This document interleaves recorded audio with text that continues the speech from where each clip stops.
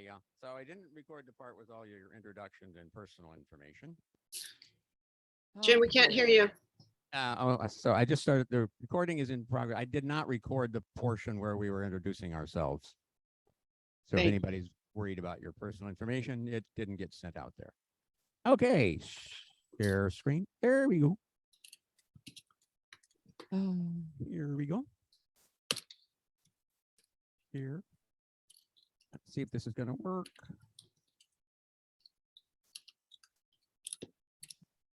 Come on. Keep coming. Okay, do you see the first slide, remembering 9/11? Yes. Yes. Okay, good. Yes. Goody. Oh, we're working. We're working. Yes. Thank you. Okay, here we go. I guess I'll hold on to this one. For our agenda, so we've done opening remarks. We've done a talk around. Any announcements, anybody? I have one. Yes, go for it. Okay, we can barely hear you, Jim. My Uranian Times think tank is still in session and open for membership, and has grown from a monthly salon to a supernatural summer school. And I'm going to run a autumn quarter on, I would say, mundane astrology charts of cities, countries, weather, and ecology, especially in relation to climate change. And you can find more information on meetup.com, Facebook, and Instagram under Uranian Times Think Tank, or just by Googling me. All right. Thank you, Katrina. Katarina. Yeah. Okay. Any other announcements? Moving along. Okay. So last month was the 16th anniversary of Spencer and I taking over the Santa Monica Astrology Meetup. August 2006. Let's stop and think about it. So, happy anniversary to us. Thank you very much. Okay. Okay, so we're going to look at the calendar of upcoming events. Yes, we're going to look at a chart for 9/11. We're going to look at some charts for Queen Elizabeth and King Charles. And then we're going to go and spend a little time talking about the 12 signs, some of the history, and give you a new perspective on how you might want to look at them in terms of analyzing a chart.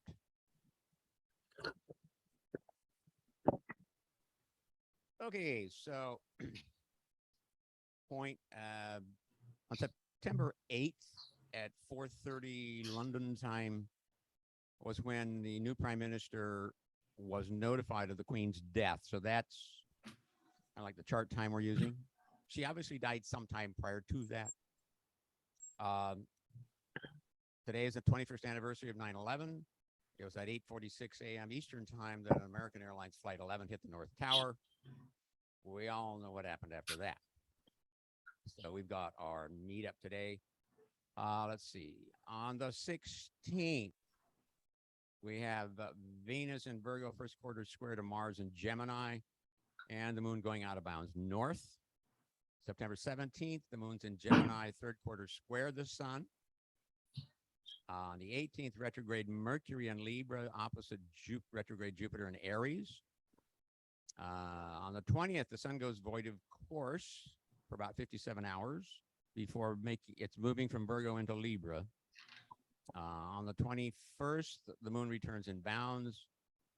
On the 22nd, sun enters Libra, the autumnal equinox. But also shortly after that, like about an hour or less, we have our sun retrograde Mercury inferior conjunction, which is like the beginning of the sun-Mercury cycle. And after that, Mercury goes void of course as they prepare to move from Libra back into Virgo. Jim, we're having a hard time hearing you, and we're not seeing your agenda. There we go. I'll try to swallow this thing a little more. Yeah, we're not seeing your agenda. Thank you. It sounds so much better. Thank you. All right. Let's see. Okay, so 22nd, sun goes into Libra. We have the sun Mercury inferior conjunction, after which Mercury goes void of course. On the 23rd, Mercury returns to Virgo. On the 25th, we have new moon at 2 Libra 49. On the 26th, retrograde Mercury conjunct Venus. Though in some, I like to think of it as more like an opposition, simply because they're on opposite sides of the sun. because Mercury is retrograde and Venus is direct. But I'll be talking more about that in my forecast. Venus, after the conjunction, Venus goes void of course, preparing to move from Virgo into Libra. On the 29th, Venus enters Libra. On the 30th, the moon goes out of bounds south. And then on October 1st, we have Venus and Libra opposite retrograde Jupiter in Aries. On the 2nd, Mercury stations direct. So right now we have 6 planets in retrograde motion. When Mercury stations direct on the 2nd, we will then have 5 planets retrograde. And Jim, we we're have not moon- seeing your agenda or those dates. We're just seeing the Remember 9/11 slide. You're not seeing the slide. How come? Okay. I That's don't know. weird. I just want to share. Thank you. Okay. you're I'm an suggesting- organized professor. This is what I do. Thank you. There we go. All right. The do geek you of the see- crowd. Do you see the agenda now? No. No, sir. No. But we can Coffee hear cup. it. You can hear it. Okay. Well, if you want the full list, like I say, it's part of the slideshow, so you can just ask for it and I'll send it out. I will be posting it. I'll be posting it to our Facebook page. Let's see. On the 4th, the moon returns inbounds from being out of bounds south. On the 8th, Pluto stations direct. And so now we're down to 4 planets retrograde. Then on the 9th, we have a full moon at 16 Aries 33. And we have our Santa Monica Astrology Meetup, where we'll be talking about predictive techniques as we look ahead to the coming midterm elections. All right, let's see. Are you still seeing the agenda slide? Jim, maybe you can screen share. Yeah, I'm gonna yeah, try turn that. off. Yes, please. Because we're just seeing your first Hang on. slide. Thank you. It's so nice for us visual learners to see the chart and those dates. Thank you. Well, I want you to be able to see them. Yes. Okay. What are you seeing now? The chart. The chart. Chart of the North Tower. Oh, yeah. We have the chart for 9/11. Okay, here we go. For those of you in the room, you may want to get closer. On the inside, we have a USA chart, which is the Sibley chart rectified by Dane Rudyer. About a 3-minute time difference is all. The outer ring is the chart for New York City, 8:46 a.m. when American Airlines Flight 11 struck the North Tower. Notice in the little box in the lower right-hand corner, Mars is out of bounds. And it's out of bounds south.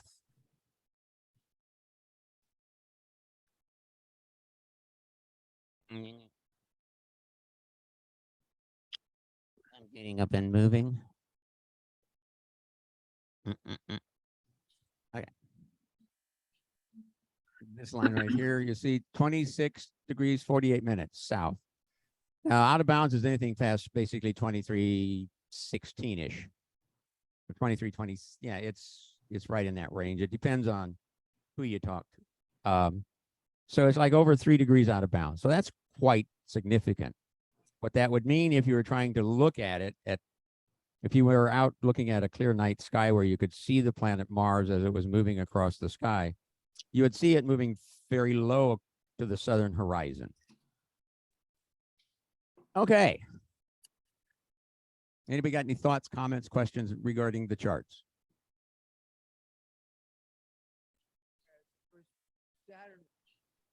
Yeah, that Uranus Pluto Saturn opposing Pluto right on the ascendant, or Saturn opposing Pluto.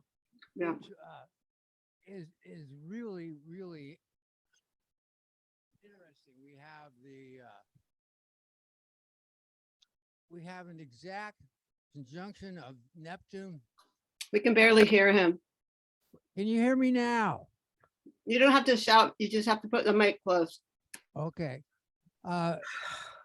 Neptune is conjunct the south node. And that's very interesting. The ascendant in Mercury are at 14, which is conjunct the Saturn of the United States chart. there are a lot of other things to look at that are also equally interesting.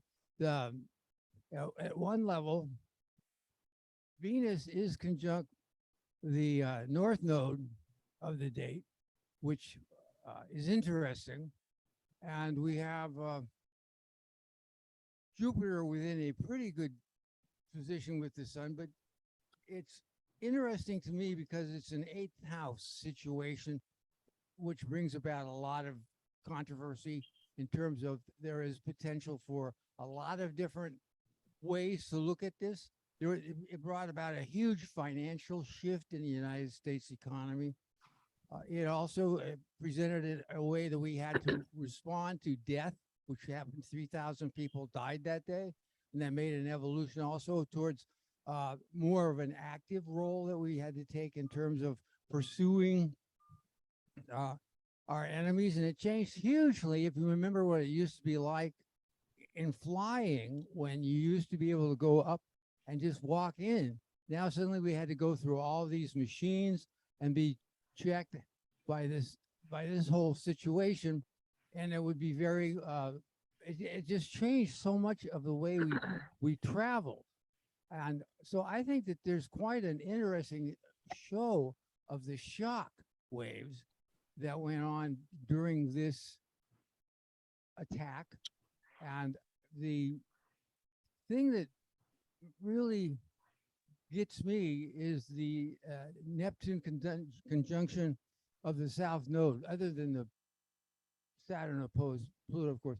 But it did bring with it a complete change in our economy and our war effort. And so this whole thing was driven very much by a strong situation.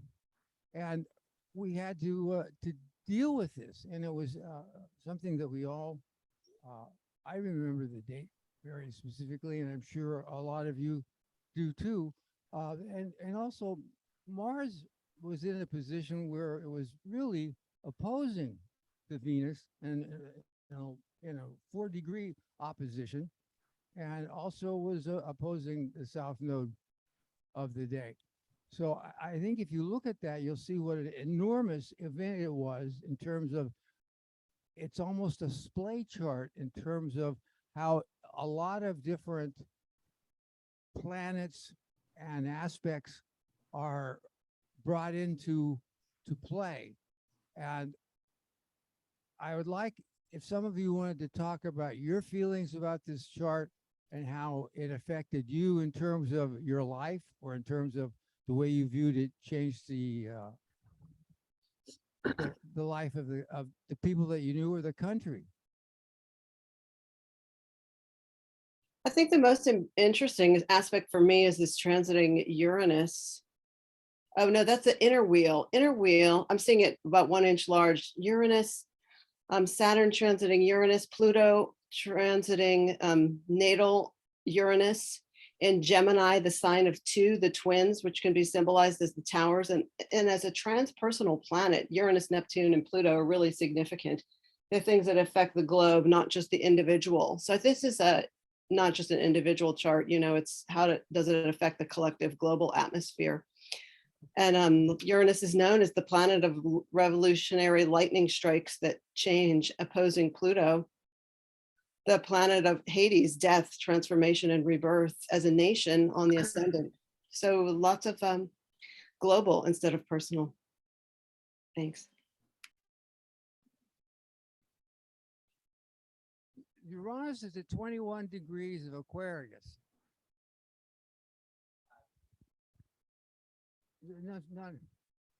I'm looking at natal Uranus at 6 degrees Gemini, opposing Pluto at 12 Sagittarius.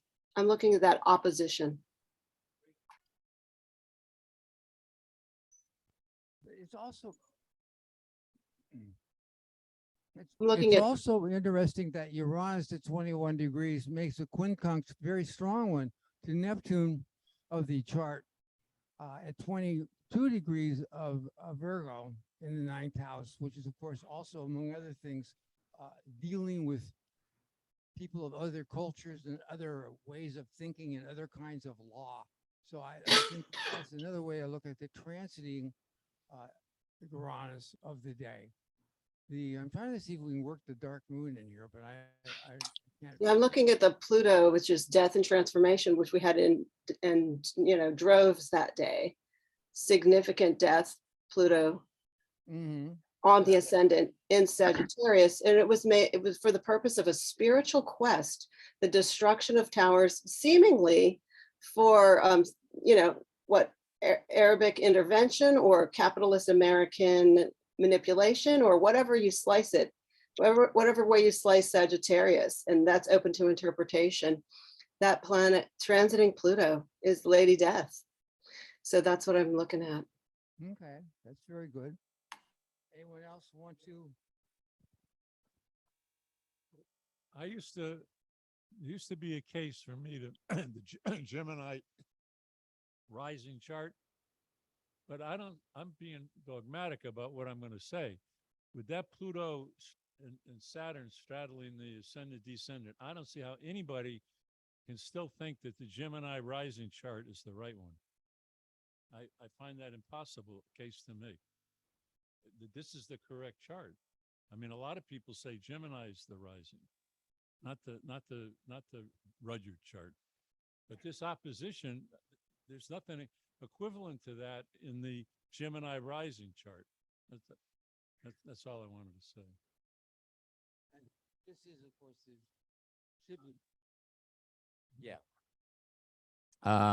So a point there is that this is the Sibley chart, which is the Sag rising chart. There's a Gemini rising chart. There's a Scorpio chart, and probably a couple other charts. So depending upon who you talk to, they have their own personal preference. A couple other things I want to point out. In the USA natal chart, the box at the lower left, the United States was on the 4th of July, 1776. Venus and Mars were both out of bounds north. They were within 2 minutes of arc each. So even though they're 12 degrees apart in the chart, 21 Gemini to 3 Cancer, and you wouldn't consider it a conjunction, by declination, they're like staring each other in the eye. And interestingly enough, at that time, Pluto was out of bounds south in what is called a contraparallel to the Venus-Mars out of bounds north. Now, when we talk out of bounds, the easiest way I talk about it is that north, like the North Node, represents our future, where we're going, the unknown, the scary stuff. And the south is the past, our skills, our abilities, things that we bring with us, karma, whatever you want to call it, past stuff.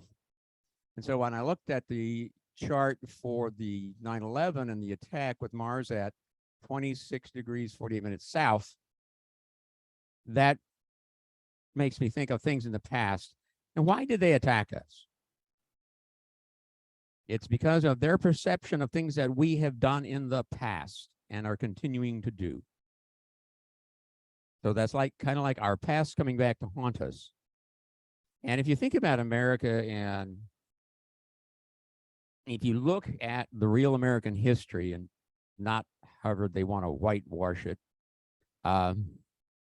America has always been somewhat of an aggressive country.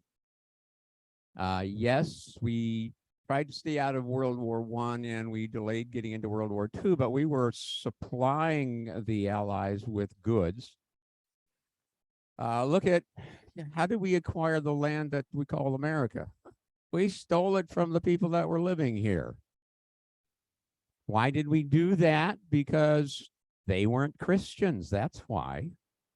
It was relatively simple, which goes back to a papal edict from the late 1400s, which basically gave all European monarchs the authority to go in and steal and enslave anybody who, they didn't like or wasn't Christian. So for a long time, the whole idea was, if you're not Christian, you're not a real person. So at any rate, I'll get off that soapbox. Anybody have any other comments about this chart before we move along? Yeah, but that was the guise and the ruse for colonialism and capitalism, was the Christian icing on the cake. But absolutely, it has to do with those spiritual beliefs in Sagittarius, Pluto coming to meet them and assess the situation. and compost it. Absolutely, all- Jim. Thank you. Great points. Yeah, thank you, Katerina. Yes, it all came together, and mysteriously, for whatever reason, on that day, and yeah, it blew everything to hell and high water. Okay, we're going to try a next slide, and I hope that you will.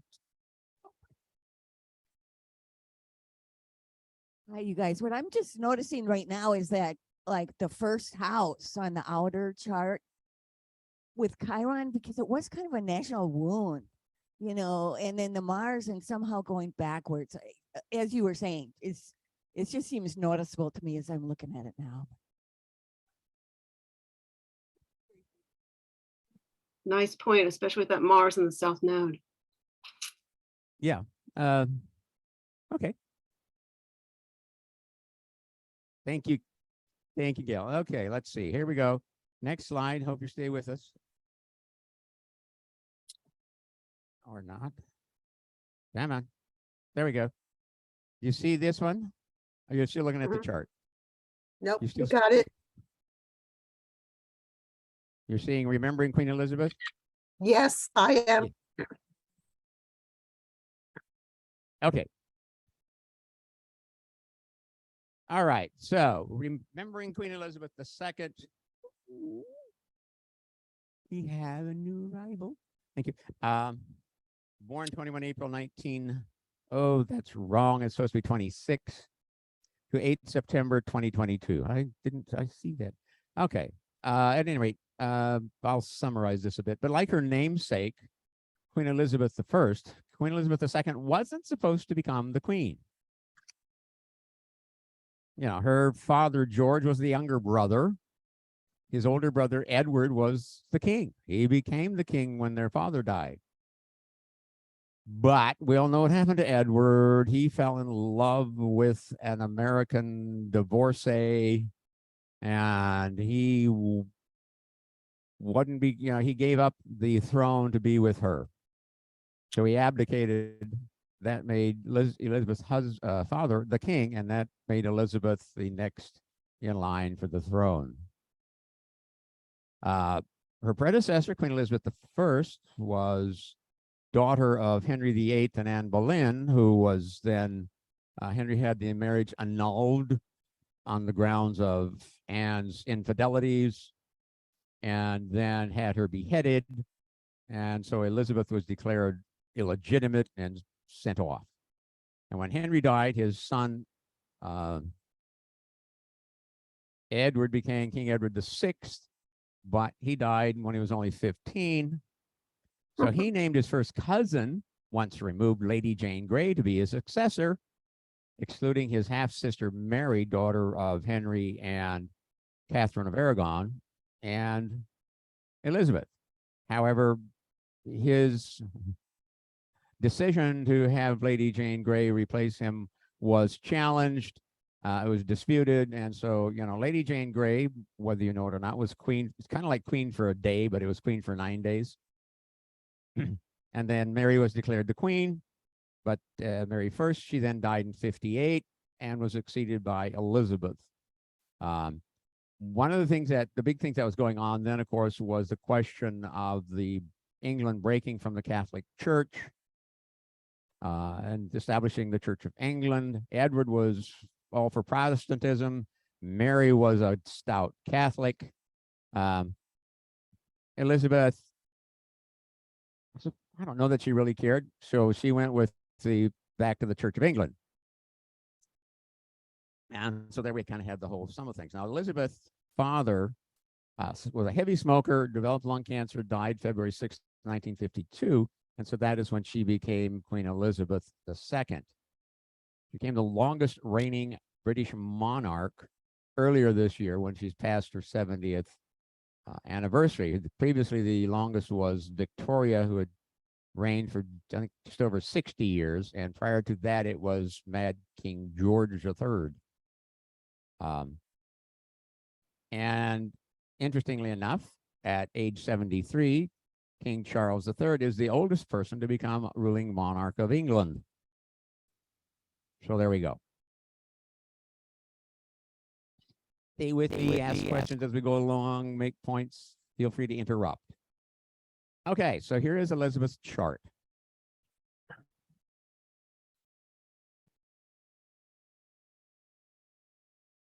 See a tight T-square involving Neptune, Jupiter, Mars, and Saturn. She was born with two planets, yes, Saturn and I think Saturn and Neptune retrograde. Oh, you may notice down there between Uranus and Mercury in the second house, point indicating 0 Aries. We'll talk about that later.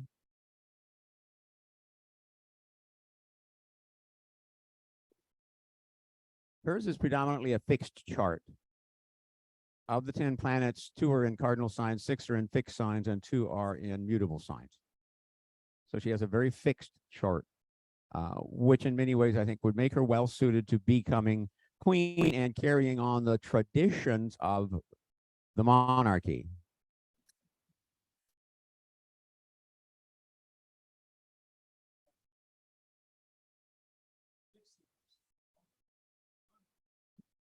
Yeah.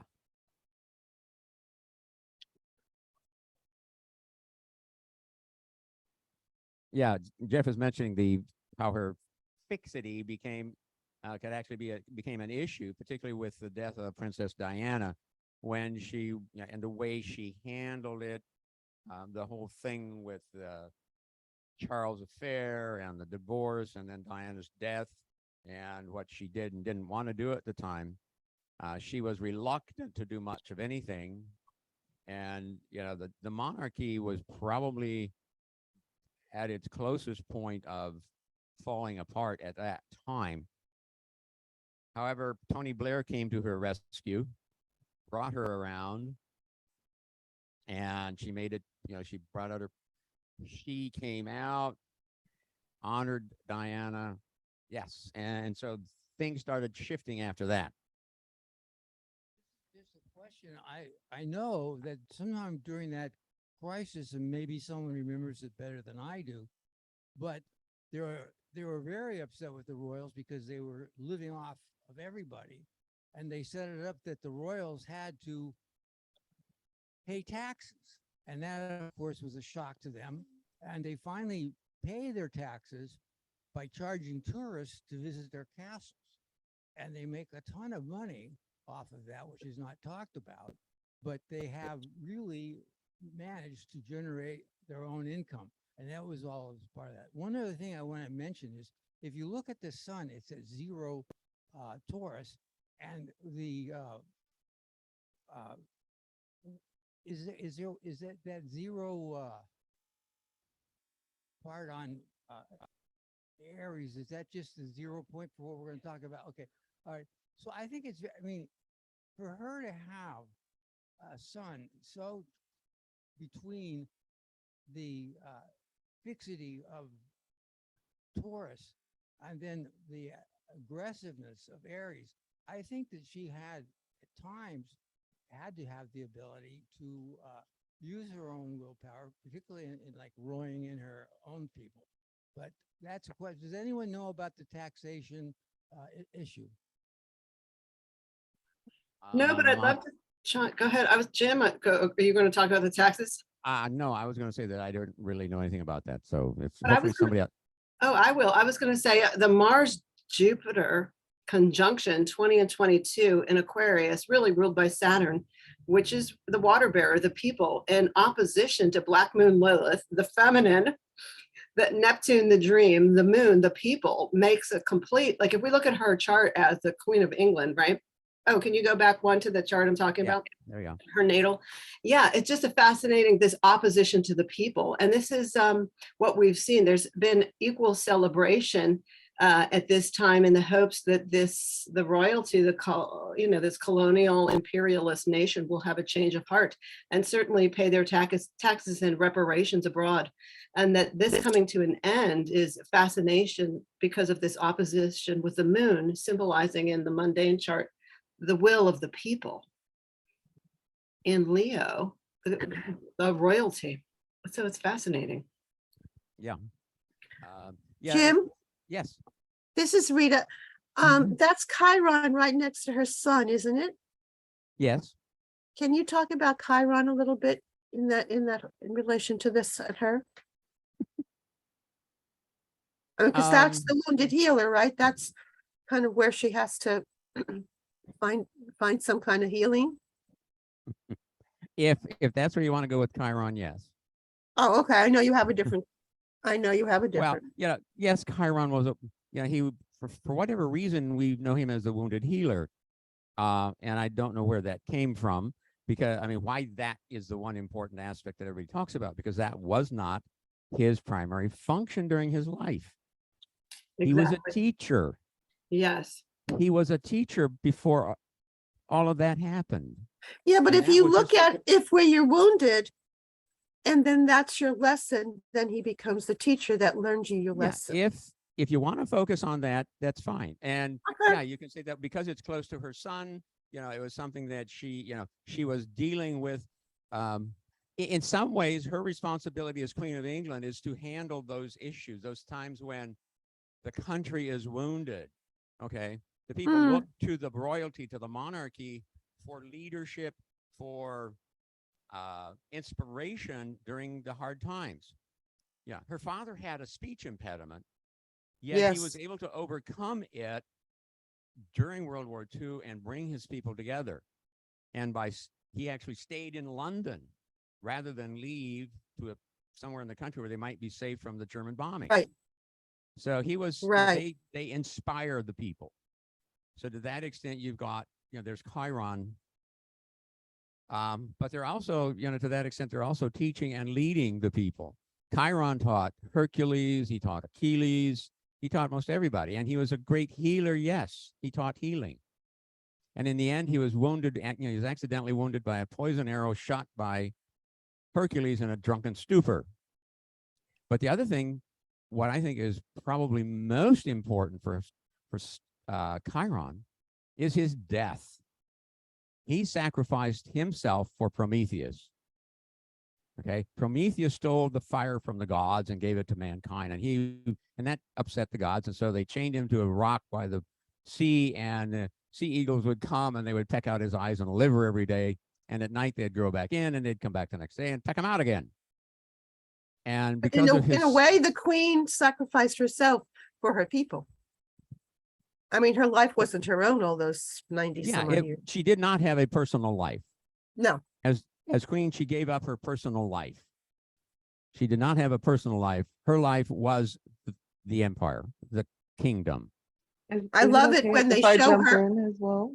I love it when they Um, show her at about 14 years old talking on the radio during World War II, inspiring her people. And then they show her almost the same speech during COVID, inspiring her people. It is amazing.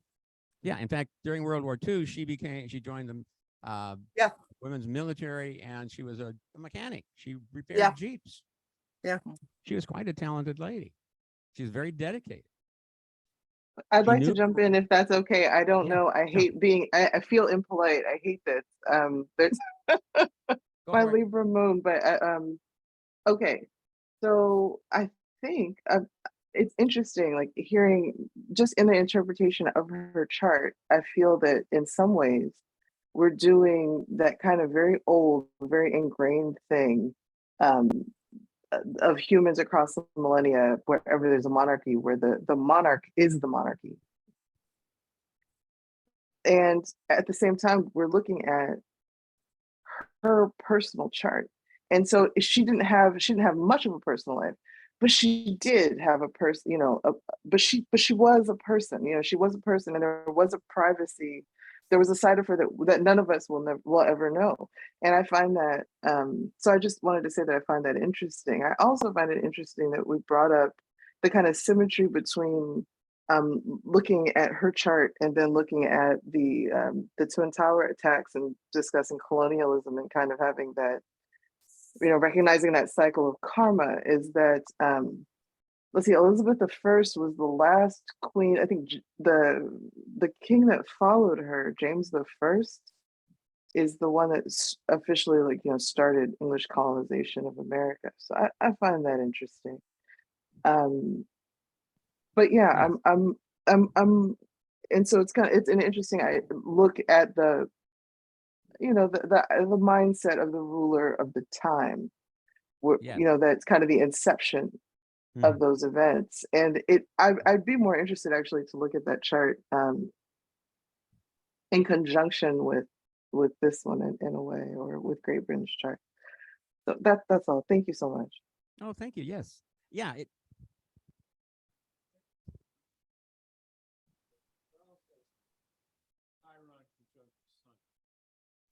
Jim, are you speaking? If so, we lost your audio.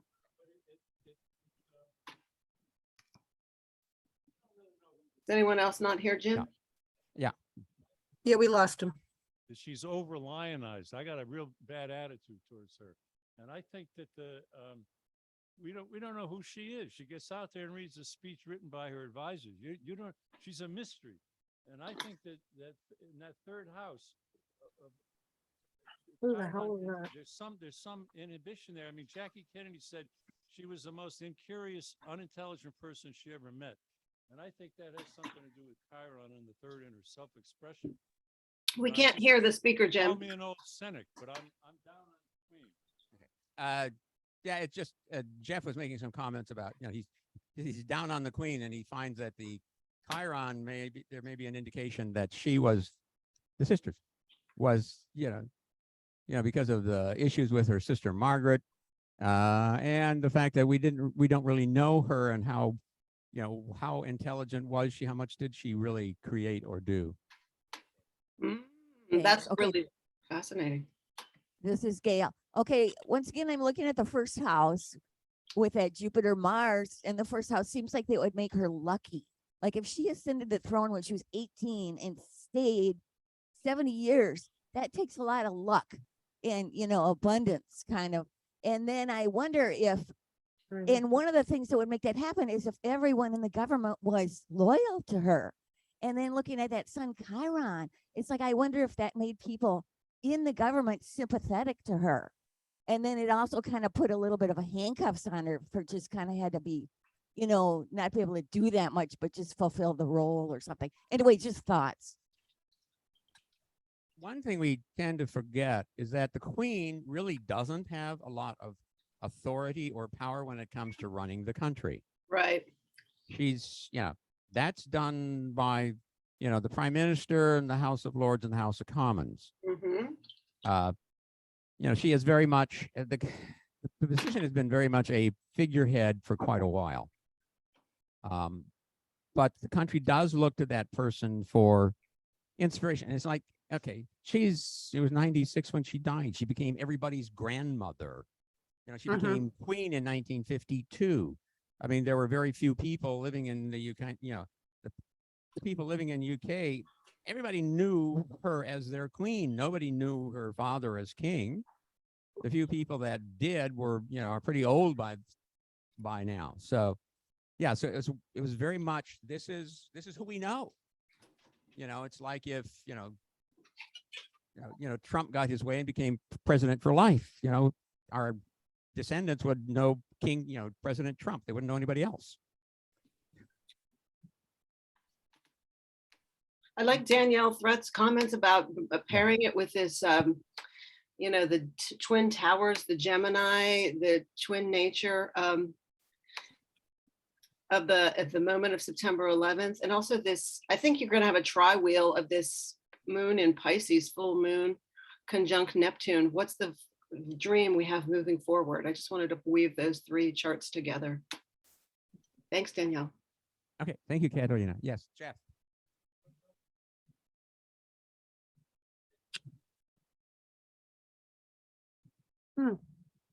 South. Okay, so he's asking about the yes.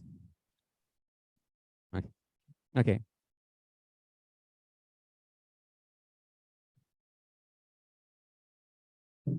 so he's asking about the her nodes aligning with her ascendant descendant axis. Well, yes, Spencer. If you notice, the north node is by Pluto, and that means she's going to have to go through a lot. What she had to go through a lot was the fact that the British Empire was one of the greatest problems that we're still dealing with, because all of these Middle Eastern countries were given boundaries by the British, and they always, divide and conquer was their method. And so during her time, she watched all these different countries become independent and start to have problems. I was in Nigeria, which was one of these situations, and there was a coup and a counter coup, and people were not very happy with the British. And she had to deal with all of that as someone who was a figurehead for the Commonwealth. And I think that what Jeff brought up is her past that she had to deal with was really significantly bad, because the British even now are blamed for a lot of the problems we have due to the concept of colonialization. That's my. Yeah, in fact, there's a lot of you'll hear a lot of rhetoric and discussion and complaining going on across the news by former colonies or countries that are members of, what's it called now? Well, the Commonwealth. The Commonwealth. Yeah, that have bringing up those old issues, the issues of what the colonialism did to these countries. And again, that all goes back to the papal edict of the late 1400s, where the Pope said, God tells me it's okay. You go over and you take over these countries and you enslave the people if necessary, because they're not Christian, they're not real people. So they're ours to do with as you choose fit. And that carried through, into the 1900s. Much of the issues in the Middle East, a lot of it came about after World War I. War when II, she inherits this mess well, yes, of all okay. these countries. The sun never sets on the British Empire, and they Yes. all want to be independent. And somehow she travels and gets these people at least to have some kind of Commonwealth agreement. Yeah. Pretty amazing. I don't know if anybody else could do that. Yeah, she was remarkable in that sense. But I see both sides of the coin. I mean, this was how it was, 100 years ago. The empire really pretty much ended when India and Pakistan got their freedom in 47, I think it was. Mm-hmm. They were the last, and then in the 60s, the African colonies, most of them then got their independence. And so, yeah, it's an interesting challenge. Okay, so the question, though, had to do with the nodal axis aligning with the ascendant-descendant axis. Okay, well, I know a little bit about this, mainly because that's what I have. I have the exact same alignment, different sign, that's all.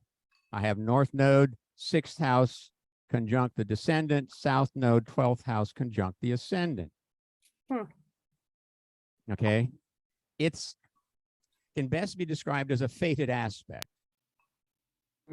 Her life was fated from the beginning. Okay, it's as if somebody, the big book up there, the Akashic Records, Akashic Records, whatever you want to call it, it was already written what was going to happen. Yeah, Grandpa would die, Edward become king, Edward falls in love with Wallace, Edward abdicates, George becomes king, Elizabeth becomes queen. Thank you very much. Next case.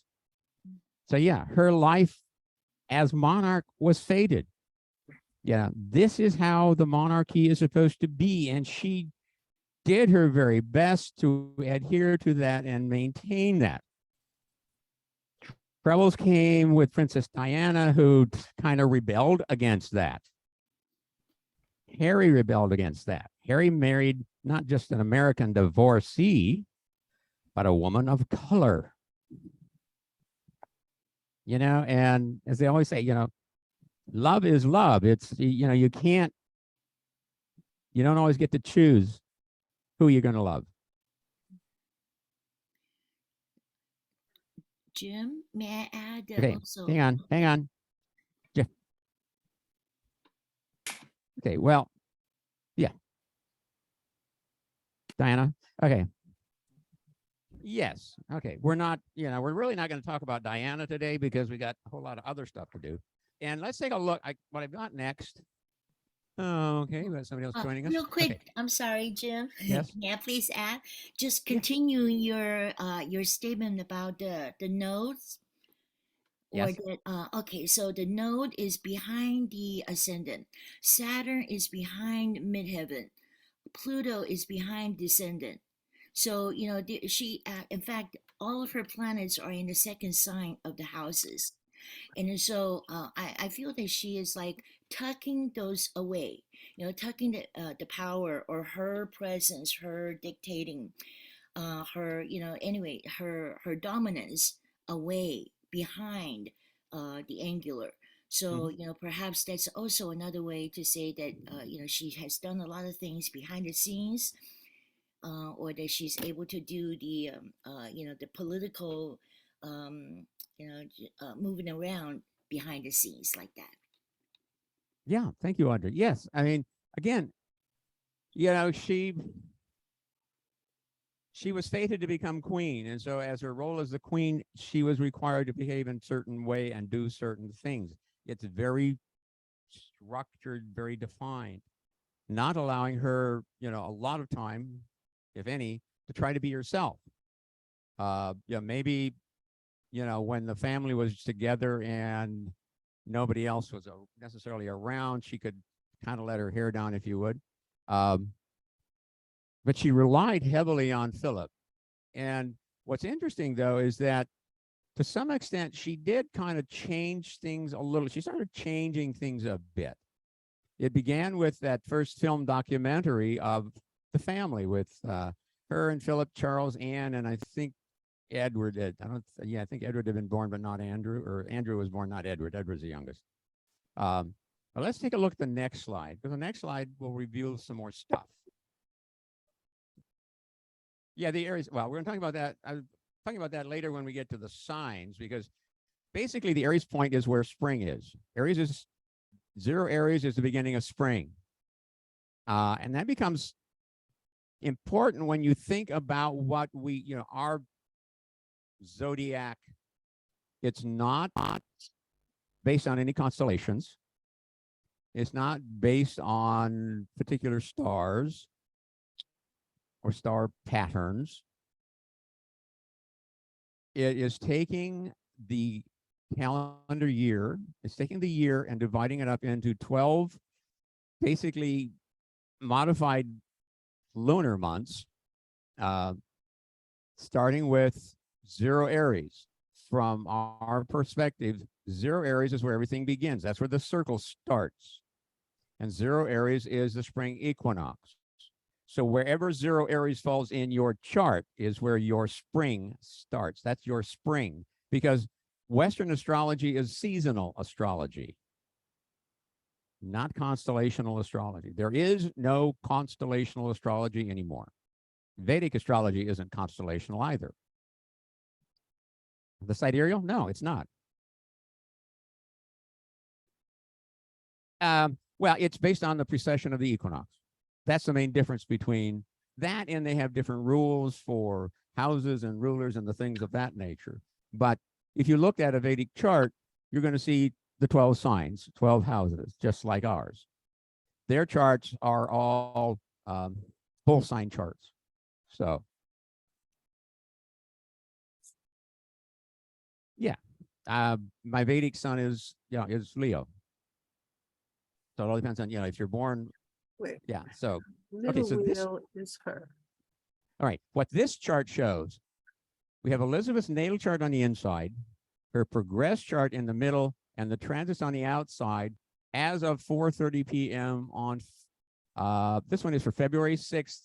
Oh, it's actually 7:30 a.m. February 6th, 1952. This is when she becomes queen. This is when her father was found dead, at which point she becomes queen.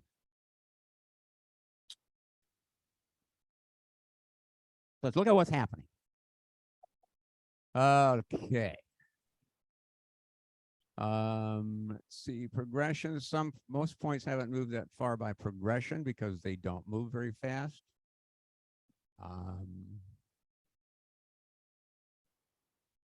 Her sun has progressed from 0 Taurus to 25 Taurus. Incidentally conjunct the fixed star Algol, Medusa, known for, losing your head. That would, I guess, apply to her father who died. The head of state, head of the family.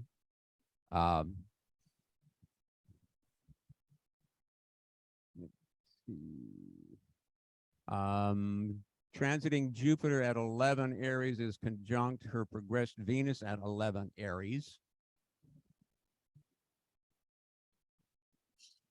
Second house. Value system. Well, her value system changed a little bit because she went from being Princess Elizabeth to Queen Elizabeth II.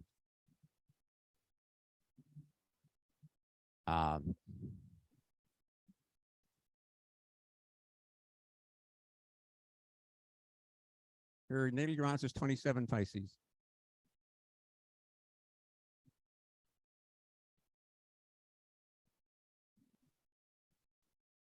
Let's see.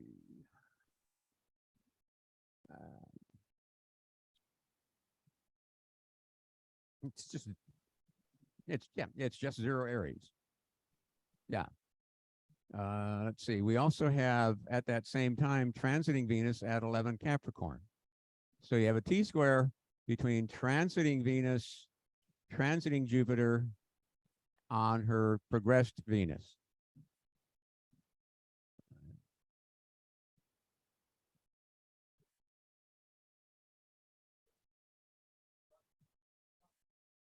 Yes.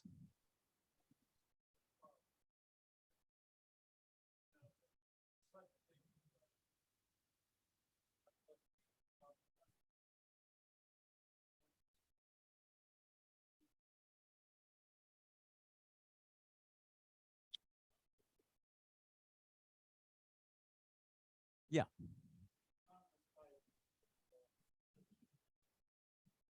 Well, it was sudden. It was definitely sudden. Her father had been ill for quite a while. He had, against doctors, he had had an operation. They'd removed his left lung. Against doctors' advice, he went with Elizabeth and Philip to the airport to see them off because they went on a trip to Africa to do a tour of some of the colonies. I think for the most part still colonies. And so were in Africa at the time of the death, and they called and notified Philip, who then notified Elizabeth, and they flew right back. So it was expected, but still it happened. He died peacefully. He died in the night in his sleep. They found him dead in the morning.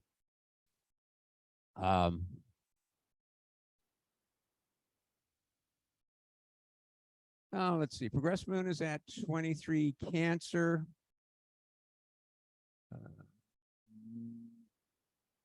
Nope. Not.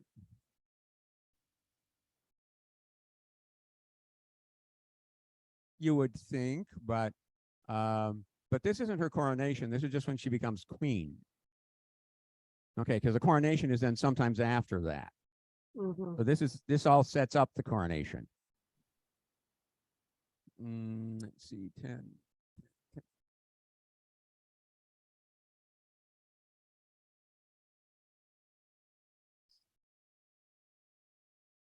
14 Aries.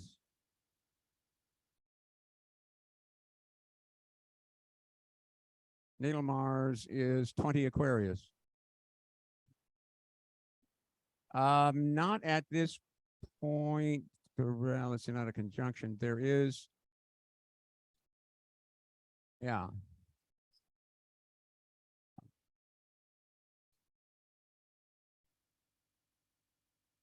Yeah, the idea that Jeff was talking about the idea that the death of your parent shows up in your chart. So at this time, let's see her. If you consider Mars representing the father. Her natal Mars is 20 Aquarius. And at this point, transiting Neptune is retrograde at 21 Libra. That's a trine. And it was, again, it was a relatively easy transition. I mean, he suffered, but he died apparently peacefully in his sleep at night.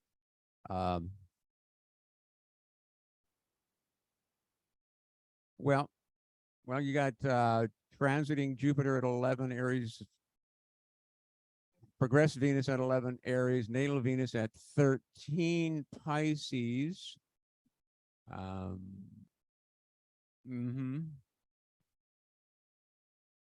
She did.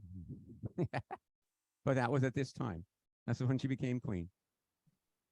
Actually, by the time by the time of her coronation, which was a few months later, yeah, it probably, well, that's natal. I'm sorry. Yes, it would still be a natal. Yeah, 1357 Pisces. I'm looking, I thought I saw something else at 13 somewhere. So at any rate, that was that. Now let's see, the next chart should be her death, which reveals some things even a bit more significant, I think. Yeah, this is for 4:30 p.m. on September 8th. That was the time that the prime minister was notified of her death. So she died sometime prior to this. All indications are Charles was with her. I think Will and Harry were still on their way. So she would have died a little bit sometime prior to 4:30 their time, but 4:30 will work. Yeah, close as we get for right now. The one thing that stands out to me is in her first house. Now note that the houses, these are natal, the houses are all based off her natal chart. Natal Mars, 20 Aquarius. Progressed, secondary progressed moon, 20 Aquarius. Transiting Saturn, retrograde, 20 Aquarius.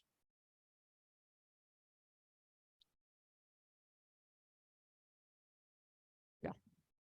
And the Sabian symbol for 20 Aquarius is something like a woman discontented and disillusioned. Yeah. She's had a lot of discontentment, disillusion, particularly over the past few years with the conflict between William and Harry and Charles and and the loss of her husband, who was her rock, her stable point. They were cousins. That was nice. Second or third, I think, something like that. Yeah. So it wasn't like they weren't. Yeah, they weren't, first cousins. They were just kissing cousins. Well, actually, kissing cousins usually aren't real cousins, but sometimes they are.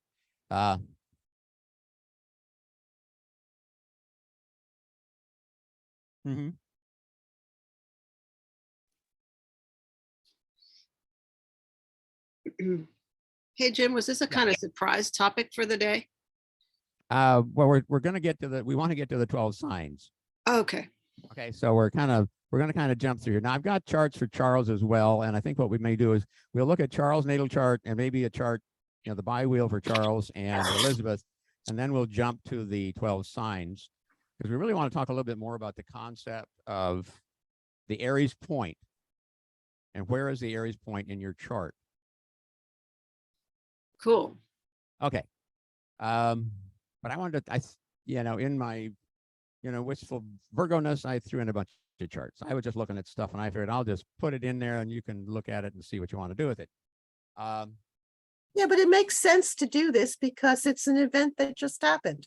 I mean, whatever we planned for today can be, can roll over because this is an event that just happened. Yeah. By the way, she wasn't our queen. Well, she is. She is the archetypal queen. If you're looking at the archetype queen, she is. And if you look, she touches many, many, many people. Yes. Just like when the Kennedy was shot, it was like we lost our Camelot. These are archetypal images. You lost yours. Yeah. Yeah. Okay. We'll leave Kennedy for another time. I was just throwing in an Yeah, example. I of know. an I understand. I mean, Yeah. that's what astrology is based on, isn't it? All these Yeah. archetypes. Yeah, his death had an impact around the world. Her death impacted around the world. My point is simply that, we're looking at a recent event, and we're looking at past charts, and we're trying to make sense of them, which is kind of what we do in astrology when we're doing like a reading for somebody. We're looking at natal charts, maybe progressions and current transits. Note too that her natal nodes are at 20. So the 20 degree is fairly significant in her during her lifetime. Even the transiting moon was only at 21 Aquarius. So, but I think that there's great significance there that we're looking at the first house, and here we have this really tight alignment of Mars, Moon, and Saturn at 20. All right. Okay, moving along. I don't even know what time it is. So basically what you were saying is that where it was that there was something about at the end, kind of a discontentment, or she was just just had to deal with so much. Yeah, she had dealt with a lot of there's a lot of problems going on within the royal household. Right.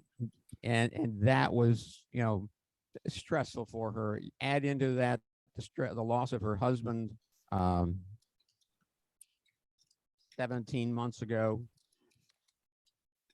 right before her 95th birthday. And things kind of, it just kind of adds up. And, we've all seen it in cases where you have a couple that have been married for a long time. One dies, the other one will typically often dies shortly afterwards. Their reason for being is gone. Thank you very much. Now here's Charles. Charles, Mars is at 20 Sagittarius.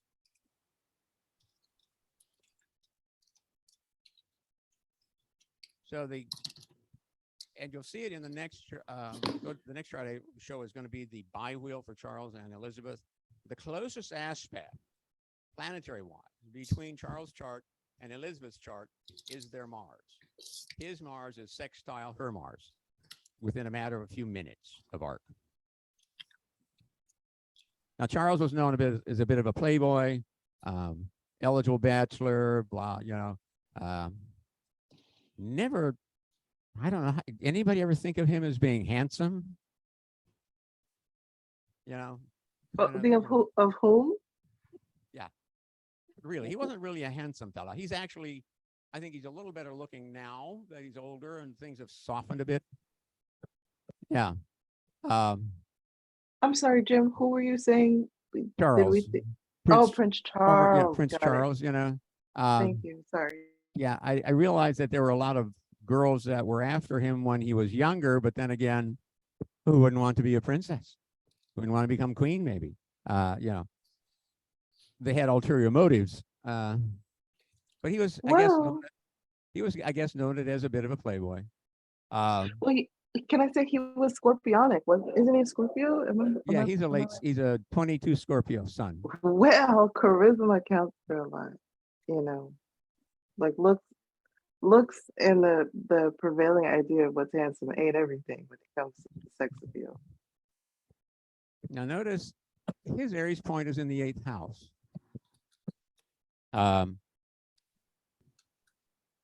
So that's kind of like where his year starts.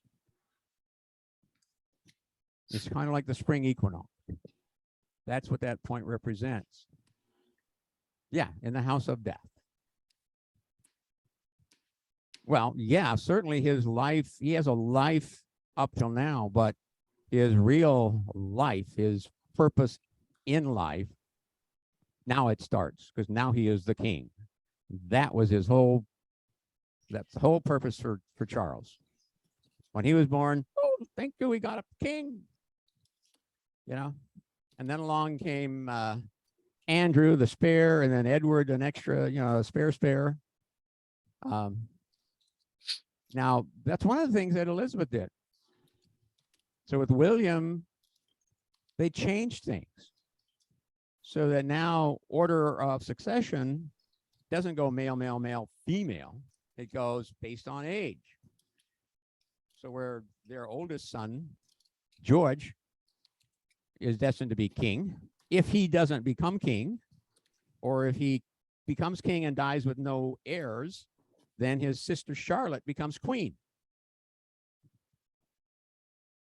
So now it's strictly an age matter, not a sex matter. Okay, let me take us to the by wheel.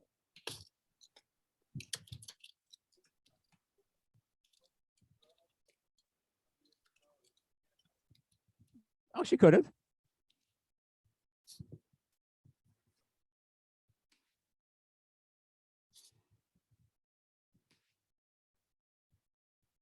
No, she was the queen. Queen's, Edward, her uncle, was the first and only one that ever abdicated.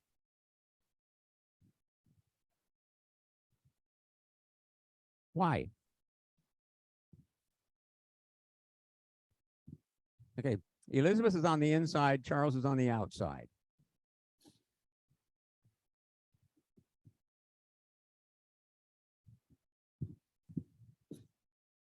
Yeah.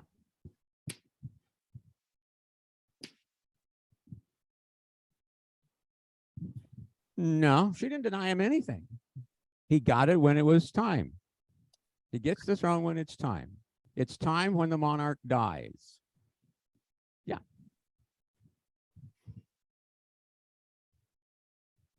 Oh, could she have? Yes, she could have, because her uncle abdicated. But he had a reason to abdicate. There was no reason for her to abdicate. And 25 years ago, Princess Diana just got killed. That would not have been a good time for it. If she had abdicated, the monarchy might have gone with her, because Charles was on everybody's shit list too, because of what he did. Yes.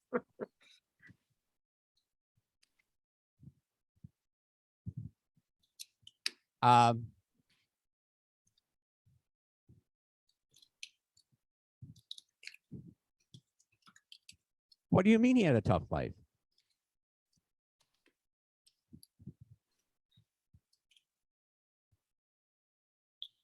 Well, yeah, that's the monarchy. What does?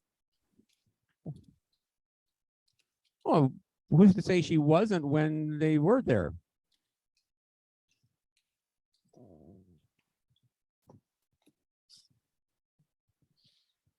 Yeah. Yeah. You got Chuck.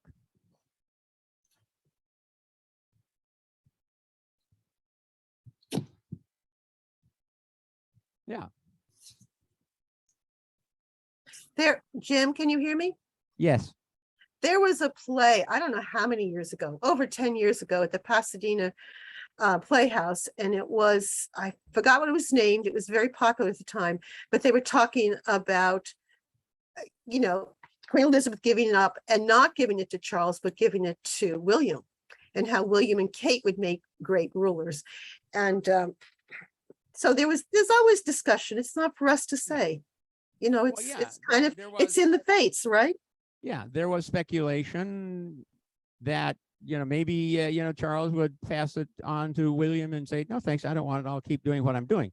Because keep in mind, now Charles has to give up all of his special projects. He can't do them anymore because the monarchy has to be neutral. Mm-hmm. Okay, so all of his special projects, all of that has to be handled off to somebody else to take care of. So, yeah, but notice that his moon is on her sun, like within 14 minutes of arc. Wait, can you repeat that? Whose Okay. moon? Charles's moon is on her sun? Yes, in her third house. Her sun is 0 Taurus 12. His moon is 0 Taurus 26. That's really tight. It's like it's a new moon chart. Okay, this is her baby boy, a new moon chart, a new beginning. Yes, Here is the king, the heir apparent. Thank you. It is Charles' destiny. Now, keep in mind that Elizabeth's mother lived to 102. So Elizabeth died early. Okay. She could have gone on, if.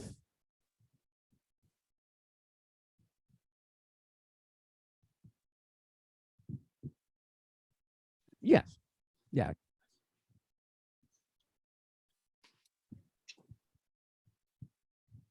Okay. That's third house. That's the third house. No, it's third house. But yeah, I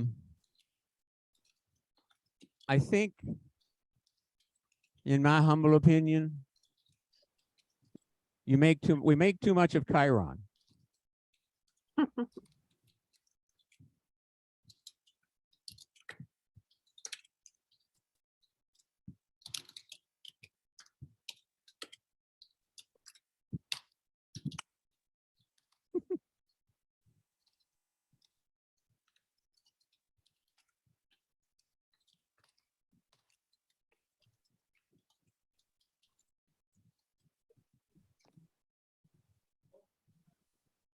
Okay. What about all of the other things that Chiron did that he was better known for? Okay. Well, Liz Green and I and Rita share, a lot of things in common because we're basically born around the same time. You know what, Jim? I think the issue on. of Hey, the People someone's- can't hear you. Elizabeth was tutored.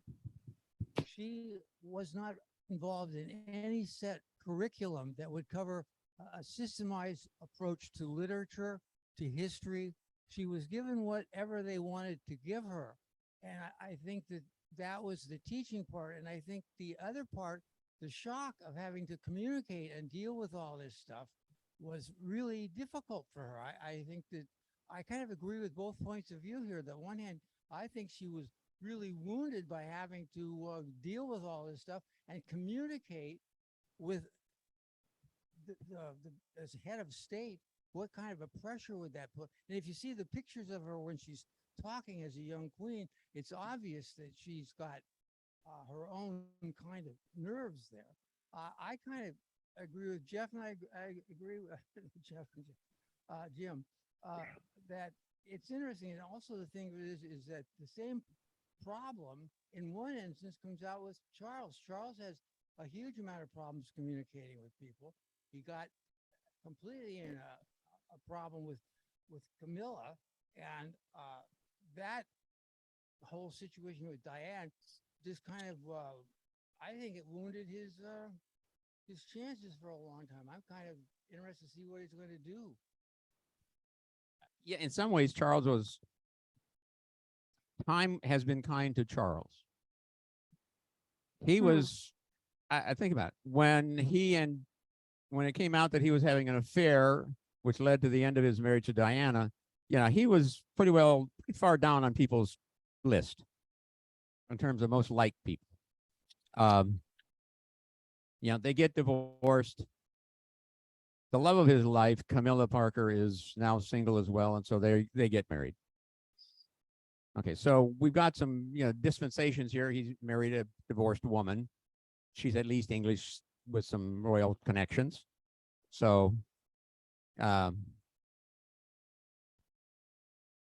gradually in the 25 years since Diana's death, and I think in large part because of Harry and William and the way he helped to influence them as they were growing up after that, people's opinions of Charles has softened. And so, they're ready and willing and to welcome him as their king. And Camilla will be known not as the king's consort, but as queen consort. So she will carry the title of kind of queen. So I think there's something to be said for that. But this is, here's something, it's food for thought. It's a pair of, I'm just going to quick zip through the other charts that you will have to look at if you want to get a copy of this. Here is Prince Charles' tri-wheel for the date of her death with his natal, progressed, and the transits. Here's a tri-wheel with Elizabeth's natal, Charles progressed, and the transits. Here's one with Charles natal, Elizabeth's progressions and the transits. And then here's one of the progressed chart bi-wheel. So this is the Elizabeth's progressed chart as of September 8th with, on the inside, and Charles' chart progressed to the September 8th on the outside, which gives a sense of, you know, what was going on at that point in time. And you can see how things have shifted. Charles Venus is on Elizabeth's south node.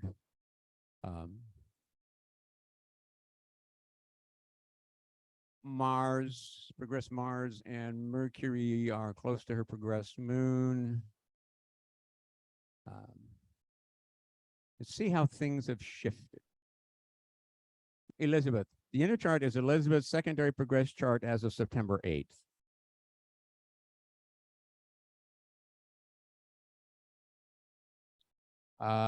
Yes.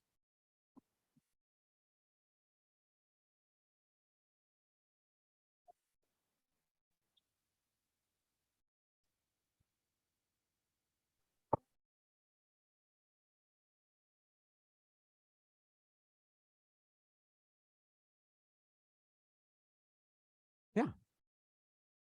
Yeah, what basically the idea here is that there are different ways to combine the charts and look at them that each will give you something, some different piece of information if you want to take the time. Okay, where are you going? Summary. Here's just kind of a summation of things. So Elizabeth was born with 6 of 10 planets in fixed signs, and her nodes conjunct the ascendant-descendant axis. Natal to natal, the closest planetary aspect for Elizabeth and Charles is their Mars. Mars sextile Mars. There's a significance of 20 degrees, particularly on Elizabeth, the time of Elizabeth's death, which is the 21st degree of Aquarius. Charles' Mars is at 20 Sagittarius. Elizabeth's natal Mars is 20. On her death, her secondary progressed moon was at 20, and transiting Saturn was also at 20. Radiant symbol again for the 20 Aquarius, a woman disappointed and disillusioned. King Charles, secondary progressed moon in conjunct quincunx Queen Elizabeth's secondary progressed Mercury. Kind of a question then of what else did or do you notice when you look at the chart some more? Okay, we're moving along here. Can you come a little closer to the microphone, Jim? So Okay, we can okay, here we go. We're Perfect. now getting into the signs. Yay. Yay, here we go. We want to get through the signs because now we can get kind of back on track. The signs in the beginning. And God said, let there be lights in the firmament of the heaven to divide the day from night, and let them be for signs and for seasons and for days and years. That's from the King James Version of the Bible, Genesis chapter 1, verse 14. Now that is King James I of England and James VI of Scotland. Let that confuse you a bit. So he created the stars before he created the sun and the moon, which he does in verse 16. And then this is all on the 4th day, verse 19. So a sign is not a house is not a sign. Remember that. Can Signs I are jump signs, in and houses- just, sorry. I just want to point out that King James, this is the same King James the First that started the colonialization. So this is fascinating to me. Yes. Yeah. He's the one that succeeded Elizabeth. A descendant, he was actually descended from Henry VIII's sister Mary. The evolution of signs and calendars. Probably gonna have to read, I'll cut through this. You know, pre-dynastic Egypt, ancient Mesopotamia, and other cultures around the world, around 5000 BC, used stone circles to identify and track solstices and equinoxes. So people have been known about these cycles of the seasons for a very long time, and they have come across, they come up with ways to track them so they would know when things would start to change. They noted 12 lunar months within a year. The vernal equinox at this time was in the constellation of Taurus.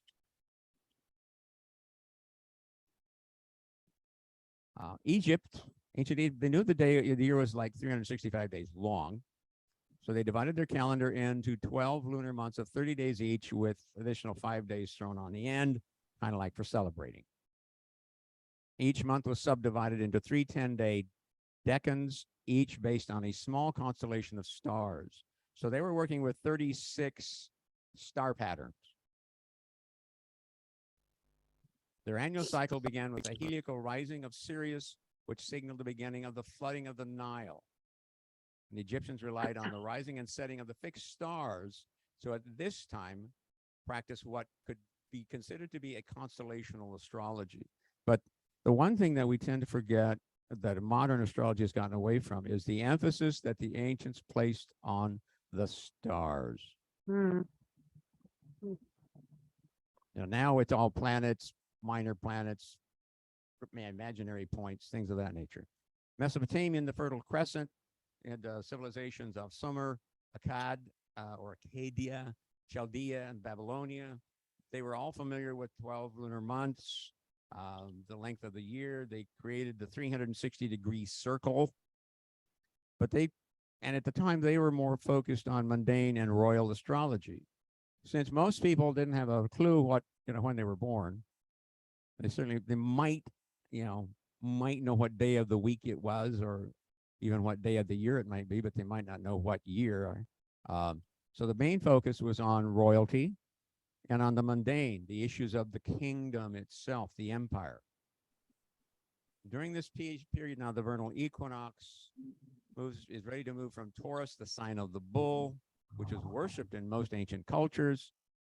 It then slowly moved backward into Aries, the time of the Greeks, before moving into Pisces around the time of the birth of Christ. Okay, we have 12 signs. There are 4 human signs: Gemini, the twins; Virgo, the virgin; Sagittarius, the archer; and Aquarius, the water bearer. Now, there are 12 animal signs. Of the signs, there are 7 animal signs: Aries, the ram; Taurus, the bull; Cancer, the crab; Leo, the lion; Scorpio, the scorpion; Capricorn, the sea goat; and Pisces, the fishes. And there's one sign that is based on inanimate objects, and that is Libra, the scales.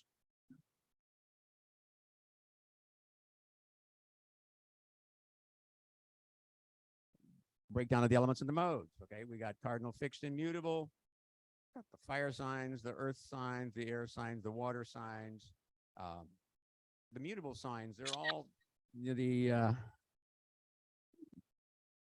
Vedic astrologers consider that to be they're like a dual sign. They're transitional signs, and they're the one that actually they come between the fixed and the cardinal. So we go from a fixed sign to a mutable sign to a cardinal sign, and they mark that transition period. The 4 seasons. We're not talking about Frankie Valley, folks. We have the spring, which consists of Aries, Taurus, and Gemini. The conjunction, new moon, symbolizes new beginnings, nurturing ideas, expansion of ideas, and newer things. It's like, okay, with coming of spring, we know we should start getting, if we aren't ready, we need to get ready to start planting, tending the crops, helping them to grow. The summer, Cancer, Leo, Virgo. Cancer is the summer solstice, when the sun is highest in the sky. It's waxing, first quarter, crisis of action square. It's time for expanding and developing and taking action on things, preparing for and the early harvest. It seeing things develop. The fall season begins with Libra, the fall equinox, when the sun crosses the equator moving south. It's the opposition, the full moon. It's opposite Aries. It's complete the harvest, process what's been created, taking things to the next step or stage. Prepare for rest time or to let go or for completion of things. And then we come to winter, the winter solstice when the sun is lowest in the sky. Capricorn, Aquarius, Pisces. Now, Aquarius and Pisces is when the sun is really starting to come back up again. It's the waning third quarter crisis of consciousness square. This is a time to let go of, tear down things, consolidate things. What has the harvest produced? It's the missing time for what might have been, a rest time or hibernation time. It's preparing for the next cycle. Animals that hibernate typically will hibernate starting maybe late November, December through January into February, March. All depends on when spring shows up, and it's showing up earlier and earlier these days. So winter comes late and spring comes early, weather-wise, but not in terms of the calendar or any other identification. Jim, Okay. can I pop in a question Yes. real quick that you can answer at any time during today's?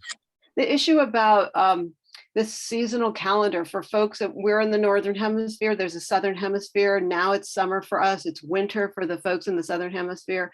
And in order to predict weather and, an accurate natal chart, I'm wanting to flip the seasons, but how can I flip the sun and not flip the rest of the planets? I'm a bit confused about how to adjust that seasonally. Well, just know that if you're doing a chart for somebody born south of the equator, that the seasons are reversed. Yeah. Only the sun is what determines what the season is. None of the other Right. planets have anything to do with the season. So Right.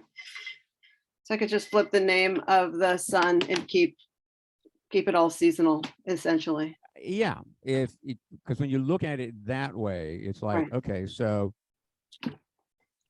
we have fall equinox coming up, and in the southern hemisphere, it's going to be the spring equinox coming up. And Exactly. so it's going to be their Aries point.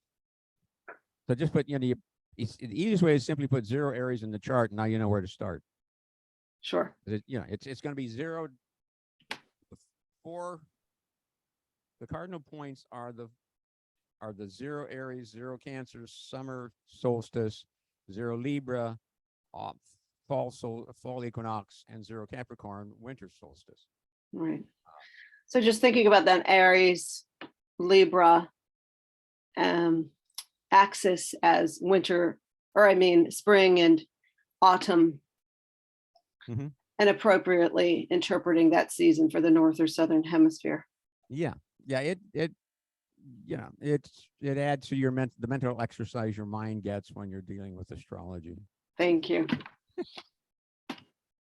Okay, the Babylonian omen astrology began to be compiled in the 16th century BC, consisted of aphorisms for mundane astrology. Many exist on clay tablets in cuneiform. An example, famous prediction for Sargon the Old, who reigned from 2470 to 2430 BC. If the moon can be seen the first day of the month, the country will be peaceful. The heart of the country will rejoice. If the moon is surrounded by a halo, the king will reign supreme. If Mars comes close to Gemini, a king will die and there will be rivalry. Now that's always encouraging if you're the king. Like, where's Mars right now? Oh, okay, Mars is in Leo. Okay, so it's got a ways to go to get back here. Thank you. They presented and developed the idea that events on Earth were related to the actions of the sky. Babylonians progressed through the years and by 300 BC had established an astrology, including eclipse series that was much further developed. While such rudimentary, they had accomplished quite a lot. This comes from Zolar's History of Astrology. So yeah, they were the ones that discovered the cycle of eclipse. The fact that it's 18 years and change. Now there's a mnemonic cycle for eclipses, which is on a 20-year cycle, but it doesn't hold true over the long haul. Sarah series run 12 to 1500 years.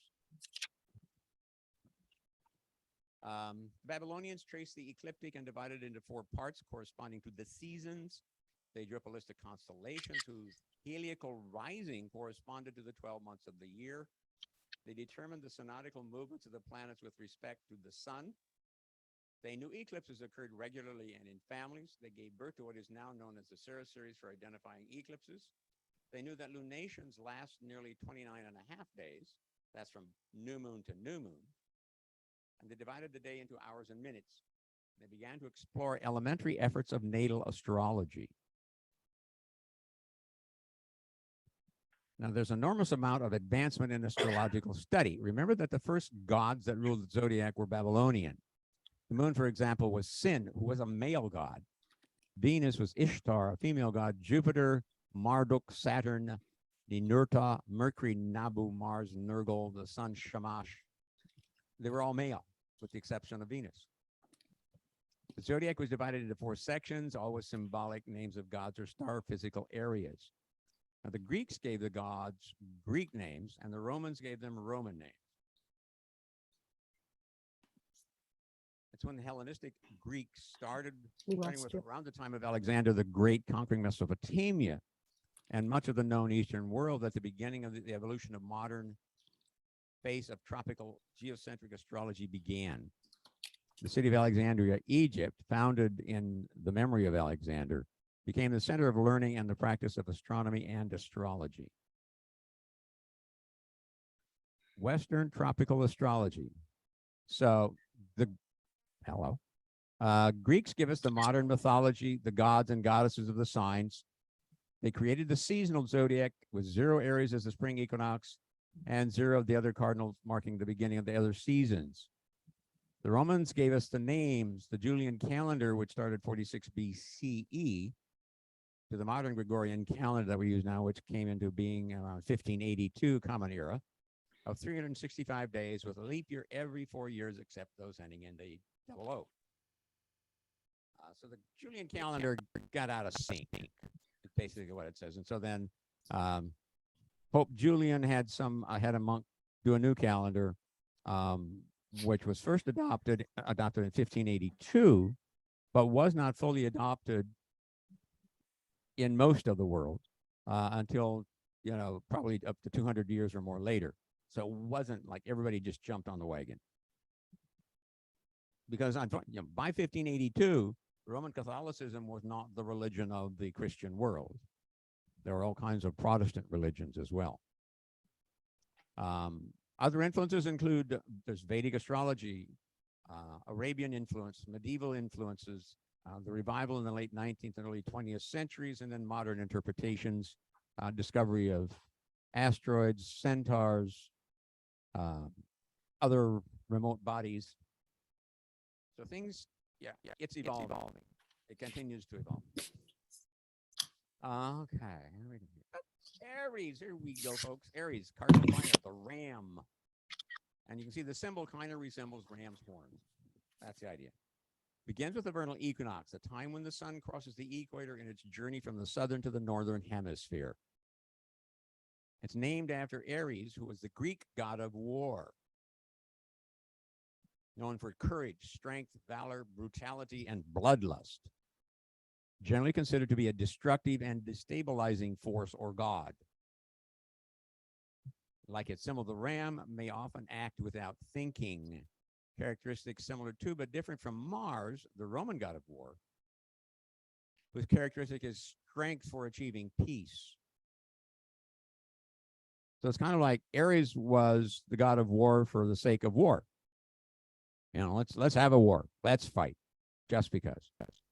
The Roman Mars, on the other hand, he fights to establish peace, or to basically the Romans, it was about conquering territory and then achieving peace.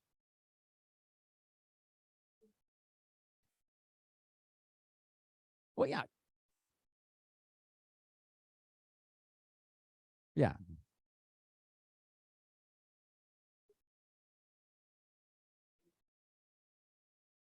Yeah. So, yeah. Yeah. What Spencer was mentioning was that, then you had to, as to when you would start a war, you had to look for an opportune time. Well, you don't want to necessarily start a war in winter if you got to go trudging through snow and everything. So no, that's not a good time. Oh, what about spring? Well, there's planting to be done. Okay, so then you got to tend the crops, and then you got to harvest in the fall. So maybe summer, if you can get home by fall to harvest. So yeah, it was. But the Romans were one of the first to have a standing army. Many of the soldiers were conscripts from the conquered countries, individuals that were given the option, well, we can chain you up and you can be sold off as a slave, or you can join up the army, and if you survive 20 years, we'll give you Roman citizenship and a piece of land.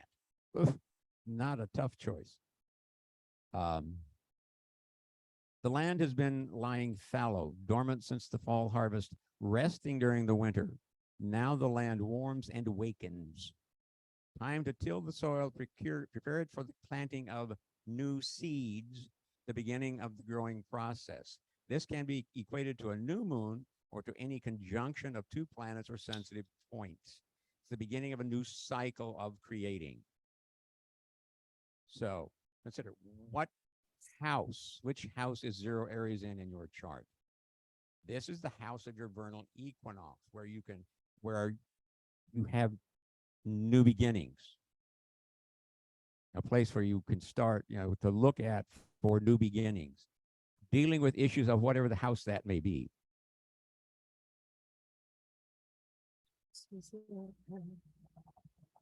Now, okay. It's the energy of the conjunction, the new moon, and the solar eclipse, which is a conjunction. Remember, April showers bring May flowers. Some of you may actually remember that old saying. Taurus, fixed earth, the bull. And again, the symbol looks like a bull head with horns. It's the midpoint between spring equinox and summer solstice. It is a time of Beltane, or the May Day celebration. Keep in mind that within the Celtic and pagan cultures, they knew the 4 cardinal points, but there were also the 4 cross quarters. So you literally had the circle divided into 8. Taurus was Latin for bull. It's a very old designation, possibly dating back to as far as 15,000 BC.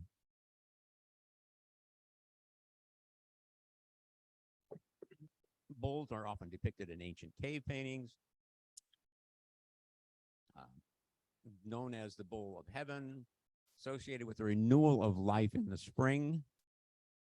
During the rise of the Egyptian and early Mesopotamian kingdoms, Taurus was a sign on the spring equinox. It is no surprise that the bull was the center of many ancient ceremonies, from bull jumping by the Minoans to the golden calf created by Hebrews as they fled to Egypt with Moses, while the crowd was waiting for Moses to come down with the tablets. So with the soil tilled, planting begun in areas, it's time to finish planting, begin tending the crops. The herd animals have all given birth, signifying a time for new life, new growth, and time to move the animals to summer pastures. The energy is like the waxing semi-sextile. But this is subject to aversion. The semi-sextile is a minor aspect. It's not a Ptolemaic aspect. And as such, Aries doesn't really see Taurus. It doesn't connect in that way. So you have to keep in mind that signs that are next to each other are not always well understood by each other. There are different modes of operation. There are different elements. Gemini, mutable air, the twins. We see that, the Roman numeral 2. Gemini is the mutable dual sign marking the transition from Taurus in spring to Cancer in the beginning of summer. Gemini ends at the summer solstice when the sun is highest in the sky. The twins of Gemini, Castor and Pollux, were born of the same mother, but different fathers. One mortal, the other a god. Can you come a little closer to the mic? Yeah. Okay. Thank you. We can't hear you. Okay. The twins, Gemini, Castor and Pollux, were born of the same mother, but different fathers. One father was mortal, the other was a god. And associated with St. Elmo's fire and protectors of sailors, In Babylonian astronomy, they were known as the one who has risen from the underworld and the mighty king. When the mortal brother twin died, the immortal twin was so sad and moaned and talked to, spoke to the gods. And so the gods, in sympathy, resurrected the dead mortal twin and placed the two in the heavens as the sign of Gemini. So goes the story. This is the last chance to finish any late tilling and planting and to begin tending to and nurturing the seeds before and when they first appear. So what seeds are you nurturing? This is what if you're looking for zero Gemini, think in terms of, what seeds are you nurturing? What did you start at zero Aries that you now need to, how is it developing? It's like this is the waxing sextile type of energy. Remember, waxing aspects are the growing, developing, expanding aspects. Think in terms of the moon.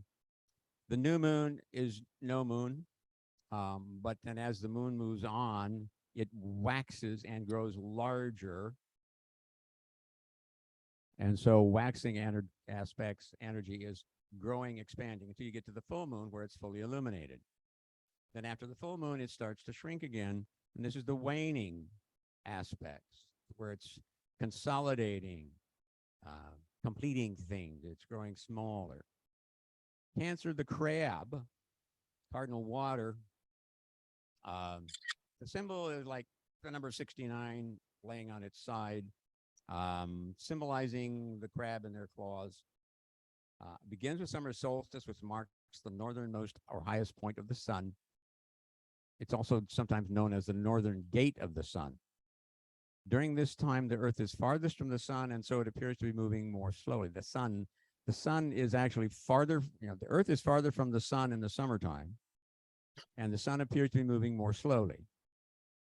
But as we move from Cancer to Capricorn, the Earth gets closer to the sun, and the sun appears to be speeding up. So the relative apparent speed of the sun is slowest in the summer and fastest in the winter, even though we're closer to the sun in winter and farther away from the sun in summer. Cancer represents the crab sent by Hera that appeared when Hercules was fighting the many-headed Lernaean Hydra. Hercules slew the crab after it bit him on the foot.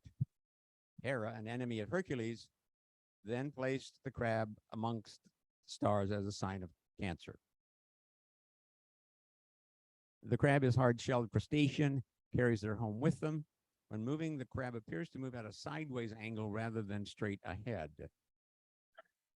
Kind of like an airplane flying with crosswind, or a ship, a sailing ship.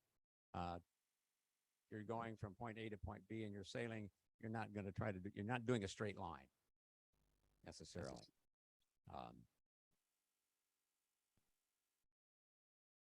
The crab, the crops are growing and beginning to show their potential. They still need tending, but usually not as much, though they may now need protection from predators. This is a garden. Your veggies are growing, but you got to keep the rodents out, the rats and rabbits and whatnots. This energy is the energy of the first quarter crisis of action square. Here, the new growth leads to strength manifesting in Leo. So which Jim? house is, yeah. I know this sounds so stupid, but Yes. You're breaking up, Rita. Her internet's not real good. We're not getting it. Rita, Jim, Jim, can you hear me? okay. Go ahead, repeat. Oh, I know this sounds so dumb. But if we are the farthest from the sun in summer, why is it the hottest time? Because of the Earth's inclination on its axis. In the summertime, the northern hemisphere is tilted toward the sun, so the rays strike us more directly. In the wintertime, the Earth is tilted away from the sun, and so the rays are striking more indirectly. So even though we're farther away, the direct rays are warmer. Yes. Okay, thank you. And it's not a big difference. It's maybe a couple of million miles is all. It's a big difference from 98 degrees to 38 degrees in the wintertime, but okay. Well, yeah, but see, it doesn't take a whole lot to make that much difference. Thank you. So consider what house is Cancer in your chart. This is where your long, hot summer may begin. This energy is like the waxing first quarter crisis of action square. It's like where you need to be deciding on what actions to take or not take. Mhm. Leo, fixed fire, fixed fire. What time is it? 2. Okay, we're buzzing along pretty good here.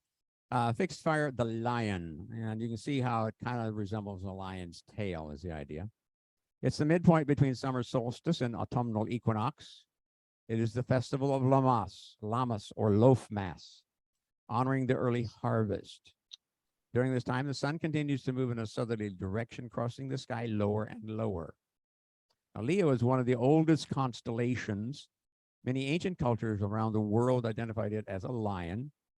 It represents the Nemean lion who would abduct women and lure warriors into his cave to save them. It was one of the 12 labors of Hercules, which he slew with his bare hands because the hide of the lion was impenetrable. So he basically strangled it. This is the time of the first or early harvest, consisting primarily of hay and grain crops, or garden crops, vegetables and such. A time for cutting and separating. This is the energy of the waxing trine. When you pause and assess the results of the actions you took at the first quarter square. The dark begins to reclaim us as the days are getting noticeably shorter and the nights get longer. This is the waxing trine energy. Let's see, I'm gonna do Virgo, and then Spencer, if you want to add some stuff. Okay, Virgo, mutable earth, the virgin. Virgo, like Gemini, is a mutable dual sign carrying forward some of the character nature of Leo as we prepare for the transition to autumn and the sign of Libra. The earth is moving closer to the sun, which appears to be speeding up. Virgo ends at the autumnal or fall equinox. Both the Babylonians and Greeks associated Virgo with grain and the fall harvest. The Greek goddess Demeter or Ceres, Roman, another version associates it with Astraea, goddess of justice, innocence, purity, and precision. She was the last to give up on mankind and leave the earth. She took with her the scales of justice, which she had been using when judging the trials of men. In honor of her service and dedication, the gods placed her in the heavens as the sign of Virgo, and in her outstretched arm, she holds the scales of justice of Libra. So, yeah, it's interesting when you start to look at the mythology behind some of the signs because you get different stories, but there is seems to be a consistent or a fairly consistent common thread through them. So it's harvest time. Those crops requiring more time to grow and mature should now be ready to be harvested. Harvest moon will be either the last full moon before the autumnal equinox or the first full moon after, whichever is closer. This year is unique in that we have a full moon like 10 to 12 days, 12 days before, and we have another full moon like 12 or 14 days after. So it's almost like we get 2 harvest moons this year. Now, this energy is like the waxing quincunx or inconjunct aspect. Again, this is an aversion aspect where,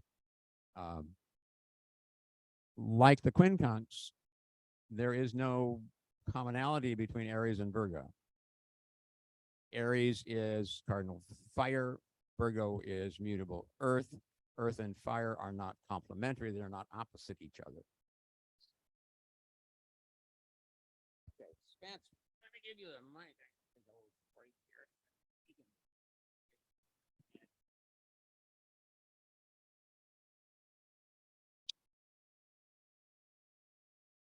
You want me to go over these things?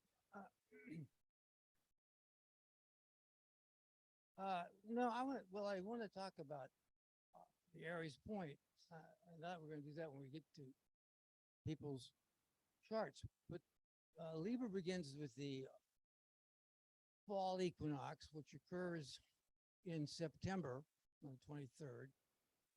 when the sun crosses the equator as it descends south. This the leaves begin to change color before falling from the trees. The first frost and ice may be temporary form on some open waters. Now, Libra is represented by the scales of justice held in outstretched arm of Estrella, which can be easily tipped one way or the other. As such, it is the early inanimate sign. In most ancient times, some considered the scales to be claws of scorpion, capable of holding onto things and inflicting pain. The scales can be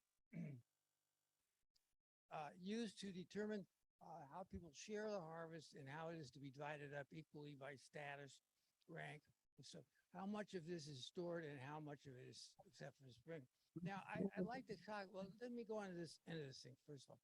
Since I'm a Libra, I have real thoughts about this particular function.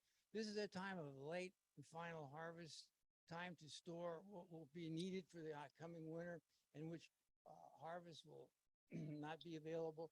Certain crops, such as winter wheat, can be planted at this time. The energy of the opposition to the full moon and the lunar eclipse. To me, we have this scale, and it's the only sign in the zodiac that is not breathing in some way.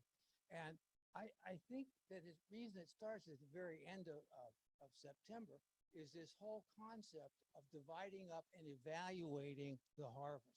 I think Libra's biggest situation is that in dividing all the harvest that came in through the Virgo harvest season, is that now we have to do something with this harvest. And this harvest has got to really be carefully thought about, because this food from the harvest has to last to the vernal equinox. We start planting and things start growing. So the interesting thing is, how do you fairly cut up the harvest? And I think this is one of the problems that the scales it represents, is using an inanimate. Hey, Jim, we're not really hearing any audio on our end, and I have my Okay. volume up on 10, Can you hear me now? barely. Oh, okay. Well, how about now? Can you hear me now? Better. Okay. So anyway, my big fix on Libra is that the scale, not only is it justice, but of the way that we have to be fair in terms not only of the people, but what we really know is the absolute balance that we need to keep the life of the crop available until we get to spring. And this becomes even more difficult when we get into the severe winter months of Capricorn and Aquarius. So let's go on now next to Scorpio. Now, Scorpio is the midpoint between the autumnal equinox and the winter solstice. It is a time of Samhain, which is the end of the pagan year. It is also Hallows Eve, All Saints Day, and the Day of the Dead. The leaves fall from the trees. Now, this is another thing. In Libra, you had really great, colorful leaves. When I lived in Boston, we used to go up into New Hampshire and see these. And then by the time we had November, the trees have basically lost their leaves. And the other thing now is that the animals, especially like the deer and the elk and other species, rut, which means they now want to mate. So they're mating so they can have offspring come with the spring. And it also is symbolic then of the new challenges we're going to meet. And this is where more and more fixed water occurs, in the fact that Scorpio now we have real freezes. The modern symbol is the scorpion, a survivor. It is often joked that after a nuclear war, the only ones left will be the cockroaches and the scorpions. In mythology, the scorpion kills Orion. Some ancient traditions also associate Scorpio with the eagle and the phoenix, symbolic of death and transformation and rebirth. So Scorpio has an incredible amount of power because it represents that transition to where we now deal with the changing weather seriously and we have to deal with where we are at this point and how we have to hold ourselves true to the direction that we've chosen with the passing out of the harvest. As it says here, the harvest should be completed, time to finish processing the harvest, setting aside seeds for planting. This is a time of fall hunting to replenish these seasonal supplies and begin making preparation for the dark, cold winter. If you know anybody who's been living, okay, this energy is like the waning in conjunctive version. The other aspect of it is this is really an intense time for hunting, at least in our civilization. Hunting season always it goes on in the fall, and it represents a time when we are able to chase down game. I know that people who I know lived in Idaho and Montana, Wyoming, places like that. They actually count on shooting elk or something for meat. And it's kind of an interesting situation. All right, what's the next one? Now, Sagittarius is another mutable dual sign carrying forward some of the fixed energy of Scorpio as we transition from autumn to winter. This ends with winter solstice sharing with Capricorn. The transition to winter is the time for celebrating the promise of the return of the light, and it is during this time that the Earth continues to move closer to the sun, which appears to be speeding up. Sagittarius means the archer. The symbol of an arrow is a constellation, represents an archer with a bow drawn and pointed at the fixed stars. Antares, the heart of the scorpion. In mythology, it is said to represent either the centaur Chiron, more likely, or Centaurus, the satyr, who it is said invented archery. It is also home of the teapot asterism with the spout touching the Milky Way as if to pour from it. Now here, the days continue to grow shorter to earlier nights, longer nights, and then we have celebrations, ceremonies, rituals to give thanks for the harvest and hope for the return of the sun and the light, which gives warmth and new growth. This is the energy of the waning trine. Now, the thing I think is very interesting as you go through all of anthropology. I took an anthropology class, and all of the Stonehenges and things like that, their whole goal is to find out these two solstice points. And many people really deal consistently with these solstice points. The first solstice point is this winter one that we look at, where we're really the fear of everybody was the nights are getting longer and longer. Will this stop? And when is it going to stop? Is it going to stop consistently, which is what we want? So they use this circle and the way the circle is set up with the overhead stones, and they can understand, they can find the solstice point. Now, the other thing they really want to find is where we're going to end up with the vernal equinox. Once again, you go to Stonehenge and they look at this situation, and the finding this this point is what we go for after we have the equinox. Now, I mean the solstice. Now, remember, there are a lot of things that happen. Jim, you might talk with me about this for a minute. It takes 3 days, I'm told, for the sun to really get around from stopping at 29 Sagittarius to 0 or 1 Capricorn, and that this 3-day aspect of the sun turning around is why we see so many adventures into a hero going down into Hades to find out something, the concept of how the 3 days of the hero going through the change to the new direction. Have you had any experience with that? Thank you, Spencer. Yeah, what happens is that by declination, the sun, planets move very slowly. The sun's range is limited to about 47 degrees difference. So it's not a big span. And so when it reaches one of the two extremes, which are the summer solstice and the winter solstice, it's going to just appear to kind of hang there for 3 or 4 days before you can see that it's starting to move and go either higher or lower. And that's one of the thoughts as to there was a winter celebration, and that when when the Christians decided that they needed to come up with a date of birth for Christ, they said, here's a winter ceremony that the pagans do. If we use that date for his birth, then we can get them to come on because it's the same kind of celebration. So in return, instead of celebrating the return of the S-U-N sun, they'll be celebrating the return of the S-O-N sun. And so, yeah, Jim, it happened. Yeah. Jim, also, the Jews were celebrating the Festival of the Lights because they wanted the sun too, and they're talking about the light. And sometimes Christ is considered the light of the world.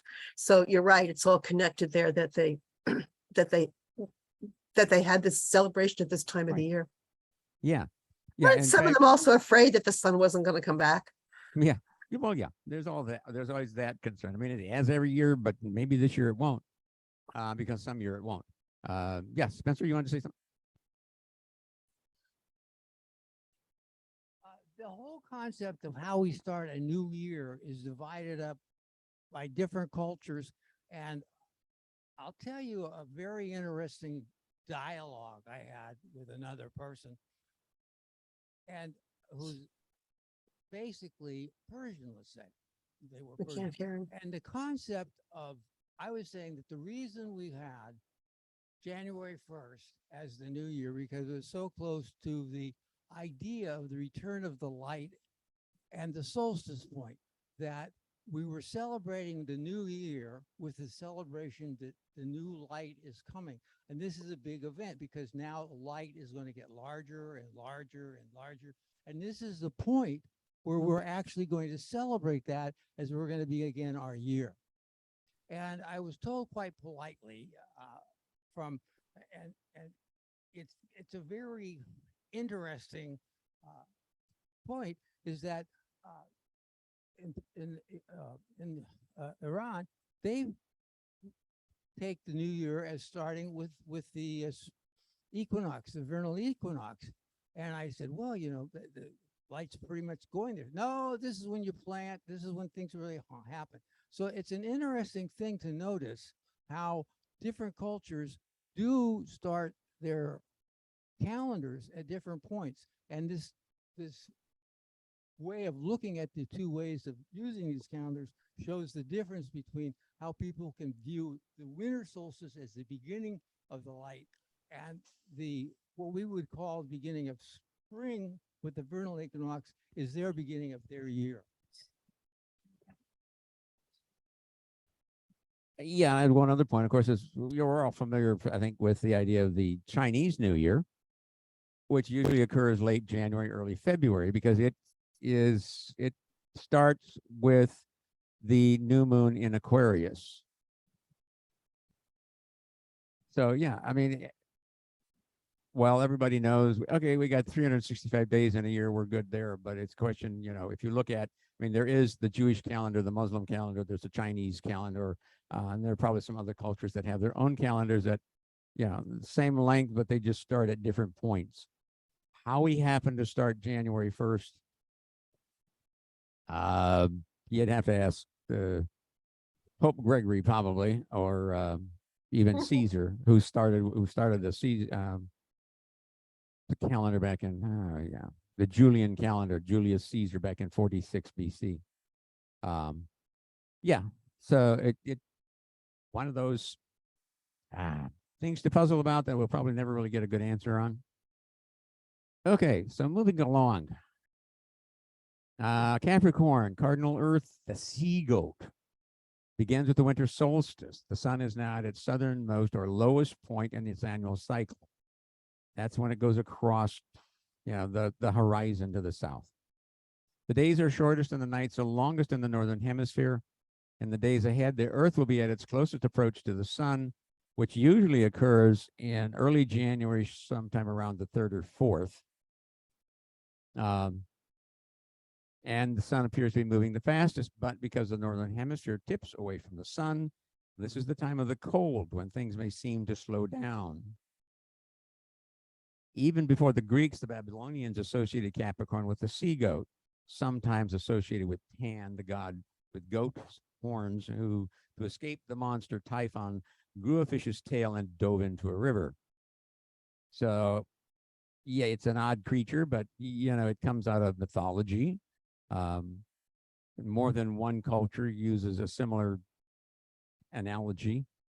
This is the first month of winter, a time for restoration, repair, and planning for the coming spring planting season. If it wasn't a good fall harvest, it may be a time for rationing, conserving, and making offerings for a better harvest to come. Together with Aquarius, co-ruled by Saturn, they pose a test of survival and discipline. More time may be spent indoors, symbolizing a time to go within for reflection. The energy is like the waning third quarter crisis of consciousness square. Aquarius, fixed air, the water carrier. That's something of a mind bender. This is the midpoint between winter solstice and spring equinox in the northern hemisphere. Celebration of Imbolc, or lamb's milk, as this is the beginning of the lambing season, also celebrated as Groundhog's Day.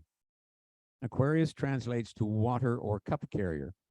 Constellation is located in a region of the sky often called the sea because of the many constellations with watery associations there, such as Cetus, Eridanus, and Pisces.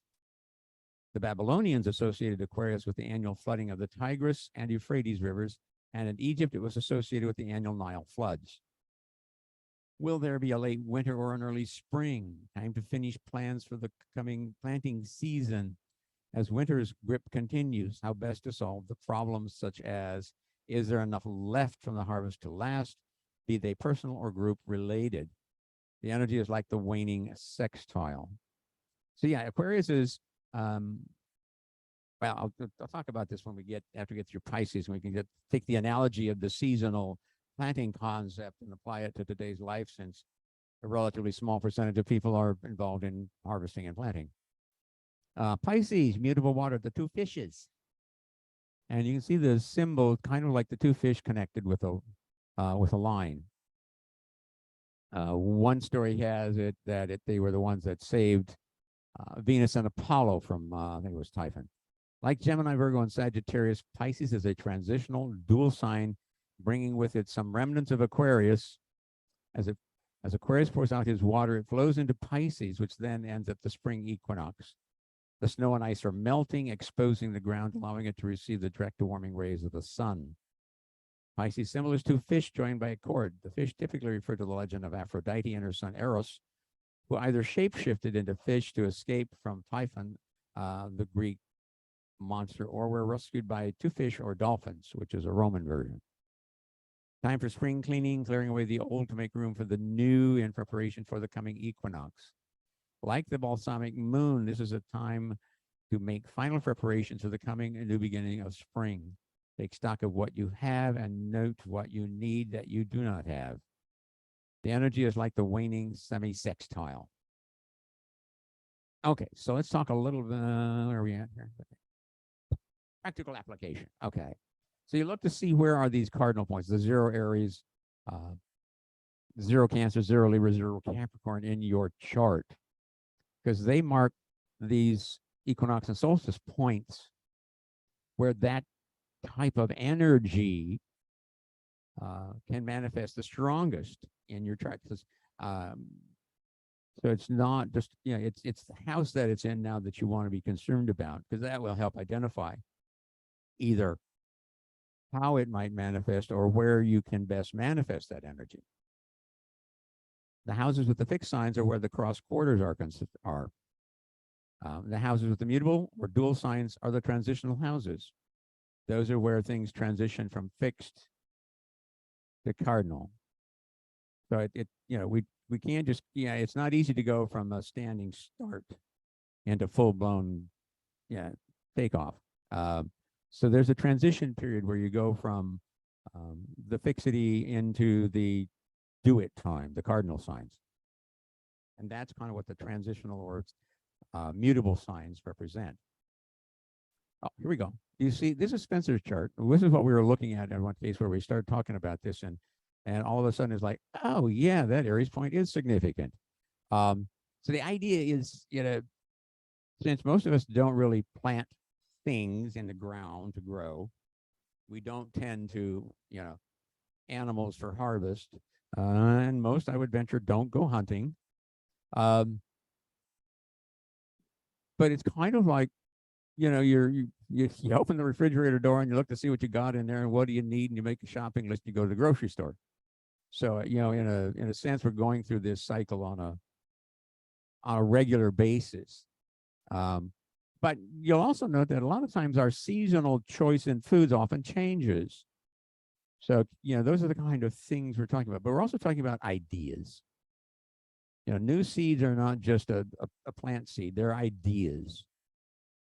Whether it be about writing something, building something, creating something, or it's your job and you have to do something that somebody just dumped on your desk. So, all of those things constitute, some kind of a new beginning, a beginning point for something. Keep in mind that anytime two planets are conjunct, that represents a new beginning. They're starting a new cycle. And the length of that cycle will depend upon how long it will take the faster planet to go around and catch up to the slower planet. With the new moon cycle, we're looking at about 29.5 days. With the sun and Pluto, you're looking at a cycle of about a year. So those are kind of things so some things are long cycles, some things are short cycle. But keep in mind that all of these different cycles are in constant motion all the time. Like the mini wheels in the old clocks, they're constantly in motion. Small wheels driving larger wheels driving smaller wheels, and so on. So you don't want to think in terms of the literal planting of a seed. But you can, because again, there are certain times of the month, depending upon the phase of the moon, when that is better suited to plant. Old Farmer's Almanac is good at that. It tells you when it's a good time to plant, when's a good time to go fishing, and things of that nature. If you want to, if you like to fish or hunt, you have to know when, where to go, where the fish might be biting, and what time of day is the best time of day to catch fish and stuff. If you're hunting, you have to know about hunting seasons and where to go to find things. And for most of us, it's a matter of, when it comes to food, we go to the grocery store or the restaurant and get something. But there are other things that we do with, around the home. You maybe have a project to do, or again, it's like we talk about spring cleaning and fall cleaning. That's when you go through stuff and you get rid of, maybe in the spring cleaning, you put away your winter stuff and get out the spring, summer stuff. Or you get rid of things that you haven't used, that don't work, that are broken, and I don't really want that anymore, and maybe you have a yard sale or whatever. So those are the kind of things in our reality that work within these cycles. So now, since we got Spencer's chart up here, I'm going to let him talk a little bit about his revelations that came with looking at his Aries point. Thanks. The thing I think is significant for me, and it probably will depend upon the house system that you use, but that the Aries point in my chart is intercepted. And this is a very significant thing for my particular life journey, was I had to really deal with a lot of problems with getting myself out and expressed in my own family and my own group. You might say, well, that family should be a fourth house event. Well, in one way, if it's springtime and I'm supposed to get out and do these spring things, to me, that Aries drive comes out much later in my life. And for quite a while, I deal with the idea that beginning years of my life were the Aries points in my life were not really springtime for Spencer. It was really more of a kind of a repressed growth period for me. And it amazed me that that particular looking at the Aries point would have such significance. Now, remember, if you have Placidus or some other house system, you might not have the same insight and flash of insight that I had. But on the other hand, for me, this was quite revolving and very, very interesting. And the other thing that I found was very interesting, if you go to where the solstice point is, and you go to Cancer, which ends up in my 12th house, it's conjunct my father.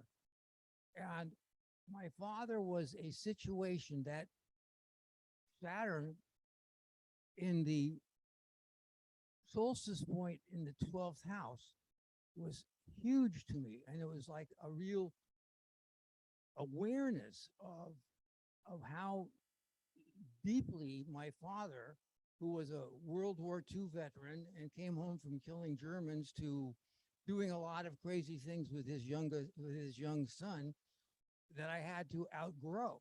So I found it really in a real interesting way, this seasonal chart with the solstice point and with the equinox point brought a whole aspect of my growth focused specifically on overcoming my father, which to me was quite a revelation because it was right at the solstice point, Gemini to Cancer.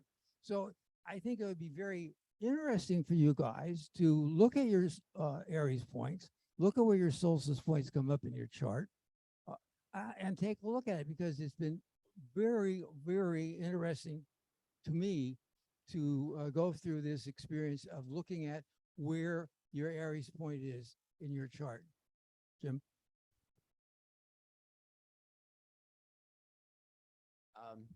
Okay, so let's see here. What do we got left? This is our Meetup chart from, this is the original, the chart for when Spencer and I took over the Meetup. If you want to, curious about that one. And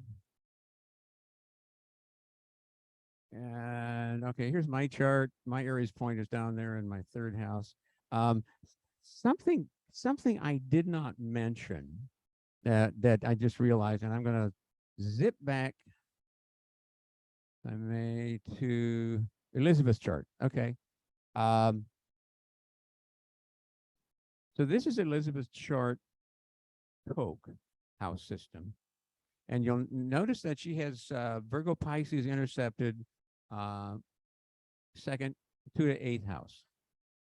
In Placidus, she actually ends up with 4 houses or 4 signs intercepted. So the choice of house systems can be significant. We may use her because of that, we may just use her as an example when we talk about houses, because we'll be talking about the different house systems and choices. But yeah, if you're comfortable, if you're used to just using one house system, you might want to take a look at another one just to see what's different about it.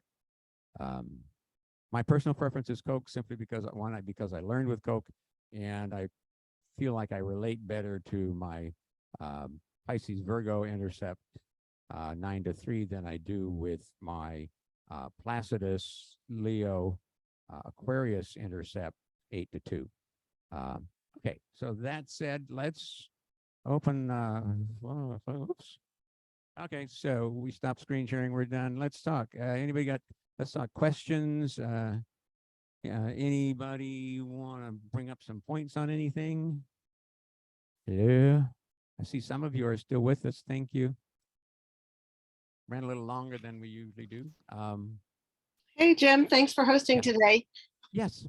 Oh, I was gonna say happy full moon in Pisces to everyone, and also conjunct Neptune. Oh, that's right. Yes. I think it's a pretty big chart. What was it? Let me see. I think I was doing the full moon. Let's see.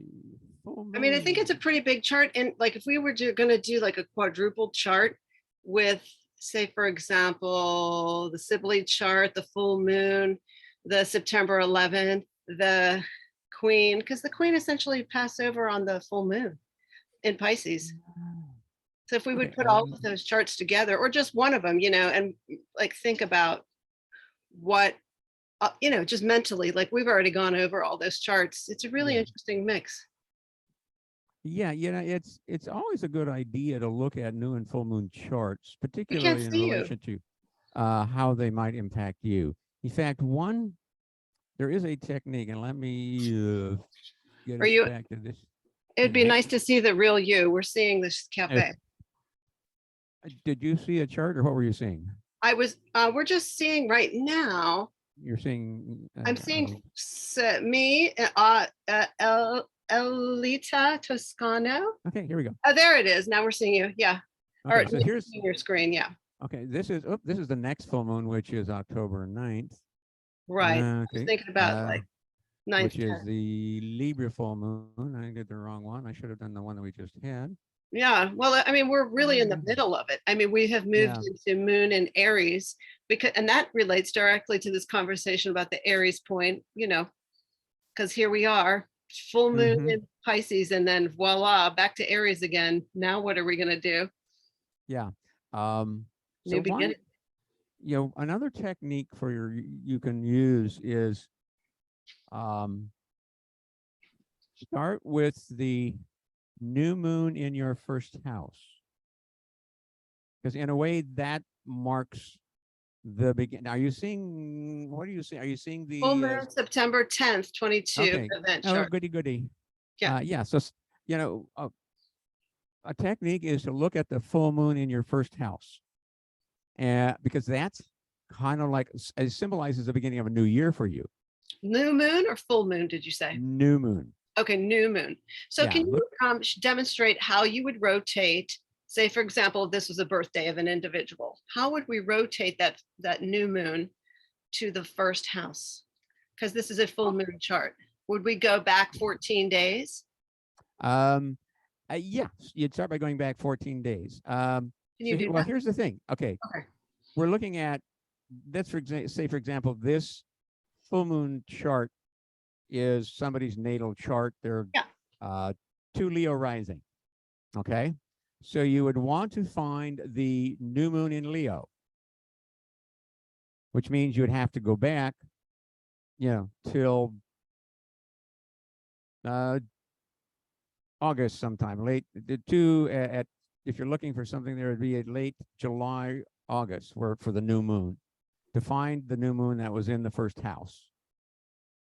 So you're not going back to this new moon before this cycle 14 days ago. You're going back to the new moon in Leo that would correspond. Right. You have to look. Yeah, look at what sign is the first house. Okay, so I have a split first house with partially Sagittarius, partial Capricorn. So I'd be looking for a new moon, the first new moon that falls in that period, which is coming up. So it could be the new moon in Sagittarius, in later Sagittarius, or it could be a new moon in early Capricorn. Audrey, are you following this? Can you help translate what he's saying to me? Because it's not making sense. Okay. Let me. That's okay. Sometimes Audrey does this practice as well, and it's not something I use a ton of. You're going back to the new moon in. Here we go. Why would you go Leo if we were just discussing the full moon in Pisces? Because we're looking. Okay, because we're saying that that chart was the chart of a person. That was somebody's natal chart, and you want to find the new moon in their first house. Got it. The Leo. Yes. Okay. So hang on. I'm going to attempt. Okay. First, I thought you said 14 days, and then we went to. I guess you could, are you saying you could look at Um, this a couple different ways? Well, yeah, but you're telling 14 days, which is about approximate difference between a new moon and a full moon. Yeah, because I But thought you said we're looking for the new moon before this. we're looking for the new moon in your first house. Okay, I different. think he Right, switched so- from this chart to talking about his chart. Yeah, let's see here. Oh, he's Shannon. Is that Shannon speaking? Yeah, sorry, I'm Okay, sick. here we go. Oh, sorry, So- Shannon. Oh, especially with the Okay, sun here's in my- Virgo, for okay. God's sake. alrighty, dighty. So here's my chart. You see that? Wow. Okay, now what I'm going to do is I'm going to do a dynamic bi-wheel. Okay, Here we So- go. Okay, so now what we want to do is find a new moon in somewhere in my first house. So let's see. what is the purpose of this, Jim, before you go further? Okay, it signifies the beginning of a new cycle for you, The seed It's a new- cycle of this a moon. new annual cycle. Yes. Okay, the idea is that you have 12 houses, there's 12 new moons. You should have one in each house. Yeah, However, however, comma, it gets more complicated. it gets more complicated if Does. you don't have equal houses. So if you don't have equal houses, you could end up with no new moon in one house or two new moons in another house. Because you're really looking at the ascendant as the ruler of the chart. Yeah, in part. Okay, so here's So what come we're gonna do. closer with the microphone. Okay, so here's what we're trying. Okay, so there was our Libra new moon. Oh, Danielle says, happy belated birthday, Jim. Oh, thank you. All right, here we go, the chat. Scorpio. So you're not looking at 6 months ago versus your sun sign. You're looking at the ascendant moon Yeah, okay, so mine, as a seed Back up. period. yeah, okay, so mine, it's going to be the Capricorn new moon, which will be, And you could just skim an ephemeris, or you'd have to have a detailed ephemeris with the moon and the houses, or you use your software. yes, Use your software. yeah, so, yeah, it's, if you have a calendar that shows Yeah. new moons, you can just go through the calendar and you'll know, if you know, for example, that your first house is Aries, you look for the new moon in Aries. If your Right, right, first right. house, Oh, you could Just figure it look- out really quick. Yeah. So that's the simple part to it. Okay, so So this is your natal chart. We got September 3. so- It's 46. right, so I get a new moon in Capricorn at 1 Capricorn and change on December 23rd. Why are you saying Capricorn if you're, I My don't, ascendant is if my ascendant is Sagittarius. yes, is that correct? Yeah, Where- because the Sagittarius new moon falls in my 12th house.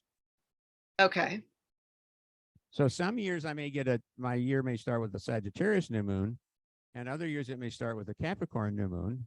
Some years I don't get a new moon. 'Cause So it's not a pick- 30-degree house. yeah, so pick a house system and stick with it. You're using Coke in this one. Yeah. Got it. Okay, So yeah. you're gonna uh, say first house is started in Capricorn. You will look for the new moon, the new moon in Capricorn prior to your birth. No.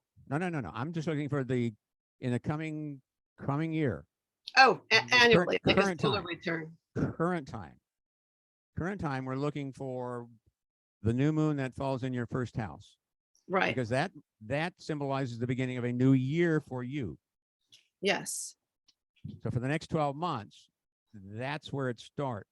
And you want to look at the chart of that new moon and compare it with your natal chart and even your progress chart or a solar arc chart, if you like. to Okay, so see you're gonna what's do a going on. bi-wheel? Pardon? Are you gonna do create a bi-wheel? Yes, you'd want to Oh, create it's easiest with a bi-wheel. Yes, let's do it. I just did. Here it is. Oh, goody. Okay, bye. Oh, goody, because we like to see, I like that when we explain in detail what you're doing in terms of crafting charts and why and how to do it. So you're looking Mm-hmm. Yeah. at the seed period as a birth cycle for yourself for this solar return. Right. Thinking in terms of if life is basically first house through 12th house, Yeah. Okay, so then anytime something new happens in your first house, which would be like any significant conjunction in your first house is going to start a new cycle. Yeah. Cool. A And so this, more significant, so a conjunction in the first house is going to be a more significant cycle than a conjunction in a different house. okay, I can't wait to see the chart. So yeah, so take a look at your chart. No, aren't you going to show us your bi-wheel? Yeah. Okay, we don't see it yet. I'm sorry. Okay, I guess I got to go back and stop sharing and reshare. Oh, he's got, oh yeah, stop screen share, re-screen share or something like that. I think you can see it too. Sorry. Okay, here you go. There we go. Now come close to the microphone. Okay, so there it is. There's There we are. Now yeah. let's do it. So so this is the new moon at 1 degrees Capricorn. Mhm. And we're looking specifically, so we'd look immediately, where's Saturn? Well, let's see. Sabian symbol. Okay, you're gonna go Sabian symbol. 3 stained glass windows, 1 damaged by bombardment. That's For interesting. 1 Okay. degree Capricorn. Yes, that's the symbol for the first. Yeah, for one Capricorn. So Okay, we have, shattered. You feel shattered? So Saturn's at 21 Aquarius. Did you hear my question? I'm sorry. Repeat. I said, Saturn? did you feel shattered like a stained glass window by bombardment? Well, that's a distinct possibility. Something like Yeah. that may happen. So I mean, if I'm looking at it as a future event, because it's like about 2 months away, a little over 2 months off. Oh, you're 3 looking months. at December 23rd, 2022. You're not looking at the Right. seed period prior. No, I'm looking at You're I'm looking at the going- one that's coming up. Oh, I see. Yeah. Oh, you're looking at the one that's coming up. I was going to say, so you're going to do not retroactive charts, but Oh, I can All do right. retroactive. compass. Jim, so Yes. you're looking at your chart, your natal chart, you're looking at your ascendant, and then Yeah. you're figuring out where does the first new moon in your natal chart occur, whether that was Sagittarius or Capricorn. Then you determine, okay, it was a new moon in Capricorn. Now you're going to go to the present and you're going to say, where is the next new moon in Capricorn? No. Okay. That's what I think he's did. I Yeah, agree. Yeah, that's what it What- looks like you did. Not the What I- prior okay. one, because the prior No. one would be the seed period for your birthday today, Yes. this month. No, No. the prior one would have been probably last year. Yeah. On January the 2nd. See, basically, I'm going 2022. to have if I have a new moon in my first house, it's going to be either late. It's either going to be in earlier December. It's going to be in sometime in early December, probably in December. January not the the beginning. 2nd. Pardon, Lloyd? Audrey? January the 2nd. Yeah, we can barely hear Oh, you, the date? Audrey. Is that when yours is? No, your that will be January the 2nd, 2022 at 12 Capricorn. I didn't understand Would have why. been the previous one. I didn't because of she's understand why nine. you were projecting into the future when we were talking about the past as a seed period for your birthday this month. No, I'm not talking about it. I'm not talking about birthday has nothing to do with this. Relatively speaking, it's not about birthdays. This is about a new moon in your first house. New Okay. moons are new moons are new beginnings. First house Yes. represents the self, the Yes. beginning of a new cycle for self. Okay, so you're So- looking at the next new beginning. Got it. Right. I'm just looking at when is the next new moon that falls in my first house. That's on Right. December 23rd. Exactly. New moon. So I was then looking at Saturn because that's the rule. Well, that's what's ruling. this new Saturn moon. rules Capricorn. Yeah. Yeah. Yeah. And you have 5 planets in Capricorn. Or would you look at this whole chart in relation to this, like a new Yeah. moon? Oh yeah, you want to Yeah. look at everything. You don't. Yeah. Yeah. So that 5 just planets picks in Capricorn. that sets your starting point, your time. And I mean, I can refine this a little better so that we have the exact. Yeah, so we're seeing 5 planets in Capricorn. We've got so squaring all those natal planets in Libra. So lots of energy and choices. Yeah. Yeah. Sun, Yeah, Moon, see, Venus, Mercury, yeah, Pluto we've got versus Venus. Neptune, Mars, Chiron, Jupiter, and Venus. That's a lot. Yeah. Yeah. So In yeah, the so maybe, maybe there is something to that Sabian symbol. first house, 10th house, first house self, 10th house exterior world, how Mhm. how you are known. So this December, this Christmas, you get your list together for Santa Claus. Yeah. Okay, so it's going to be at 1 Capricorn 33 minutes.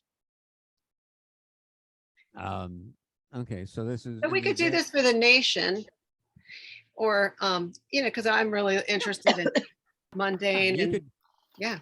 yeah, take the USA chart that you prefer to use and look for when was the most recent new moon in the USA first house, and then when's the next one? Cool. Can we look at the chart of the full moon recently? The most recent full moon? Yeah, because that's really Yeah. where I started the conversation. Because it's a Yeah. really fascinating chart with an interesting kite, and then also the conjunction with Neptune. Did you notice that? I'm not seeing a kite. Okay, we're just seeing. You got to re-screen share, I think. We're just Okay, seeing hang on, the let me 6 current let me get this thing. L. El Ringo, here we go. We can't see you in the cafe yeah. though. It would be nice to Okay. see you. Well, I'm I gonna see know. here. Let me switch. I can do something. Because here. right now we're just seeing the shadows of people in the cafe. We don't know if they're Oh. just having I tea. think when he's sitting at his computer, we can't see him. Oh, Yeah, okay. I So don't we know. can either see him or he can do shit on his computer. Oh God, he can Yeah. pull up the chart and then we can see him if you Yeah. because right now he's Oh, going Wizard of Oz. Yeah. Okay, Hold so you on. see the chart? Yes. Okay. So here is the chart for the recent full moon. 3:59. Yesterday morning, just before 3. They come close to the microphone, Jim. Okay, so it's at 2:59 a.m. yesterday. Yes. Full moon 17 Pisces 41. Um, Approaching Neptune Okay. 24. okay, so let me ask a question. What points are you using to get a kite? Oh, I was looking at the moon conjunct Neptune, the Yeah. sextile with moon to 14 and 18. Uh-huh. And then I was looking at the Neptune to Pluto. Okay. And it's a little wide from the sun to Pluto, but Uh-huh. Pluto is moving retrograde. Yeah. So I was looking at a kind of wide. Yeah. Yeah, Okay. I was Yeah. see, energetically. I use sign-based trines and sextiles too. Yeah. Yeah. So I would just with the orb set for that I'm using on the computer right now, that trine from Sun to Pluto isn't showing up. That's all. Right. That's okay. But we could just Okay. yeah. And also I'm when I have conversations and discussion groups, I'm not always looking at the chart first. I'm looking at what's happening in the world. What are the archetypes? What are the actions? What are the feelings, the emotions? And then this is the moment of this, the Queen of England's death. It's a time of absolute transformation. I know that Pluto's active. Mm-hmm. We know it. Even if it's a wide angle to the sun, it makes sense energetically, and it's a sudden shock. Well, we've seen her decline, and we know that during a full moon, certainly a full moon in Pisces, has this energy of deep feelings and transformational depths and all of these things. So it has that energy in it. Neptune, Pluto is, I think that's quite of a close sextile. Yeah. So I think, when I have my conversation with my discussion groups, I say, what's on the radar? What are the archetypes? That will tell me the dwarf planets and asteroids to put into the chart. And I will use those as well. Mm-hmm. So I think it's a really fascinating one. Yeah. So what do you think? What do you make of the kite? What do I make of the kite? Yeah. Oh, yeah. Well, the sun is at the base, the bottom. It illuminates energy towards the top of the kite. If we include the North Node and Uranus, it's a radical shift in energy, a lightning striking sudden transformation that has potential for revolutionary changes. And then this connection with Pluto on the other, we think about it as kind of the right and the left side of the kite. Pluto is Hades, it's Lady Death, it's transformation, it's, you know, really this sudden death. Uranus on the Earth, North Node, Taurus, change of how do we do love? How do we do economies? That's a really important one for this queen's death because it's the death of an empire, symbolic Yes. death of an empire. And look who the next royal, the third in line is, a, you know, this mixed culturally different family that's in complete revolutionary change. And it's for me a global call to what is Neptune and Moon, the people, the dream, the vision. Mhm. In Pisces, the most mature sign of the zodiac, and its most elevated potential. Isn't this a call for an opportunity for something very beautiful to happen in terms of the vision of how we would like to conduct ourselves as humans? Yeah, certainly the potential is there. And for- The opportunity, yes. Yeah, and especially with Uranus, Neptune, Pluto. These are three transpersonal, Now, intergenerational outer planets. right, but keep in mind it's a full moon, which is more the fruition point than the starting point of something. Oh yeah, yeah. So it's Question. something that started with the new moon Yeah. that will Continue on. can come to be here. And if you think about it, yeah, the new moon was about 14 or 15 days ago. Yeah. And so yeah, the queen's health was already deteriorating then. So there was, you know, there was already no doubt some concerns about it.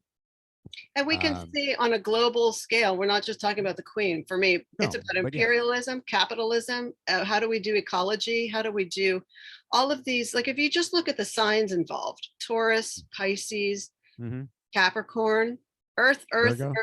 Virgo, Yeah. Earth, and water. Wow. Yeah. Well, what are those things about as a nation, you know, as a globe? For Yeah. me personally, Mhm. I'm Yeah. looking at not. I don't look at the mundane as the mundane. It's you know, very, very important for me.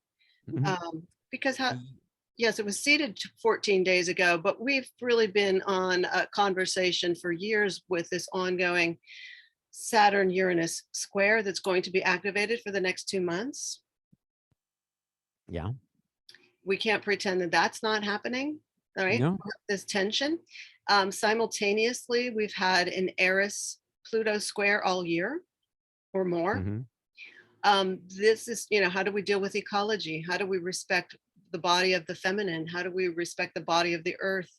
What's going Yeah. on? I mean, Europe is burning down to the ground, Yeah. as is much of the North America, Canada, Siberia, Yeah, I know. due to colonialism and industrialism and capitalism. So that this shines at full moon. Aha, ha, ha. Now, family, how should we proceed? So this is a lot of what I see. What else do you see? Mhm. Yeah, and the Mystic rectangle. the Saturn, well, the Saturn Uranus square, this is the waning third quarter square. Yeah, So it's about completion. taking action to, you know, really focus on the issues and what actions can be taken to help resolve them, deal with them. So yeah, and then because the next full moon in October is let's see, the new moon in October is a solar eclipse. The next new moon in October is a solar eclipse. What's the date on that? Well, Oh, it's actually going to be in Scorpio. It's like the 25th, I think, of October. Oh, so not in Libra. So no, it's not the in new Libra. It's a moon. Scorpio solar eclipse. Yeah, because And look at this mystic rectangle here too, between the moon, north and south node, Uranus, sun. So this is another layer I mean, for me, the mystic rectangle is it holds the power of potentiality. Mm-hmm. Where go ahead. Well, it's going to make a comment about the kite. Yeah. The format of a kite is one of a very fixed, almost trapped kind of energy, because there is an energetic balance between those points, a gravitational balance. Well, I would that think the school as a trine as being trapped energy, and a kite having a release because there's an opposition in it. Yeah, but there really isn't there really isn't a release for a kite per se, because of there's a phenomenon known as the Lagrange points, which are points involving orbits where the gravitational pull of the different bodies comes into balance such that things can get caught and can't get out without some external force acting on them. Right. Well, this is interesting. Okay, because I've heard various astrologers. I'm sure there's lots of writers that speak about this. I've had a lot of clients with trines and kites. Interestingly enough. Take a look at Lagrange points. Okay. Lagrange. Yeah. What's a quick definition? And it's basically what you have with, as an example, with our solar system, the sun and Jupiter. Okay, so there's a gravitational balance that they maintain, such that there's a point 60 degrees either side of Jupiter before and after, where some asteroids have gotten captured, and they're basically just there. They're cruising along with Jupiter as if, in the bow wake or the stern wake. There's also a point opposite on the other side of the sun, and a point on the outside of Jupiter where the same gravitational balance exists. Oh, so you're saying because Jupiter is in this midpoint mix. Well, what happened? I mean, the thing with the Lagrange points is it involves just an example, because within the Lagrange points basically Revolve around Jupiter? They are a kite. They Okay. form a kite Mhm. aspect. Okay. So yeah, they form a kite aspect pattern. So anytime I see a kite aspect pattern, that's what comes to mind, is the energy of the Lagrange points, which are points of gravitational equilibrium, where the smaller bodies can't really escape from the gravitational balance caused by the two larger bodies. Got it. Unless they're acted upon by something outside. What if there are points like the fast moving moon as this opposition, and the Uranus, Neptune, and Pluto are these transpersonal outer planets that do seem to have a greater impact globally? But what happens though is, okay, when you look at a natal chart, a chart for a point in time, you see the kite. If you look at that point in time tomorrow, it may not be there. Sure. Okay, so it's kind of like saying, okay, this is your baby picture. It won't change, but you will. Okay, so again, what happens then is other outside factors act upon those points that seem to be in a trapped one of the Lagrange points. Some other outside factors acting upon them, resulting in them moving out of. Okay. I've just that heard the point. kite as described as this really kind of by professional astrologers that interpret it in mundane, new moon, full moon, Aries ingress, all kinds of mundane charts as this filled with potential of flight, depending upon the planets. So I've heard it almost the exact opposite of what you're describing. I'm not saying there. Yes, there is potential. Yeah. Certainly, but what does it take to activate the potential? Something has to act on the chart to activate that potential. just Mhm. as if something would have to act on one of those bodies to get it out of that Lagrange point, get it untrapped. And what are you saying? I still don't understand your definition of the word Lagrange point. It's a kite shaped and the 2 points, in this instance, Uranus in Yeah. the north node and Pluto, and are those points of the Lagrange point, and what does that mean? Well, what happens, okay, Lagrange points are, if you looked at the diagram for Lagrange points, you will see a kite.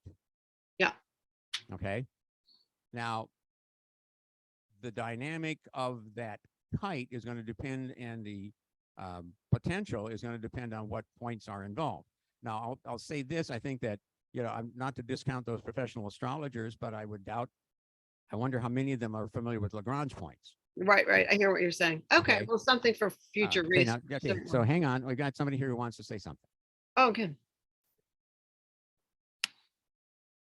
Oh, in the gallery, in the cafe? You guys have no idea what we're hearing in this room and what we're not. I can hear Katerina clear to the cash register. That's the only voice I can hear. Jim, we can't hear you at the back door. So all Oh. the questions that are generating, we hear those, but we never hear the answer.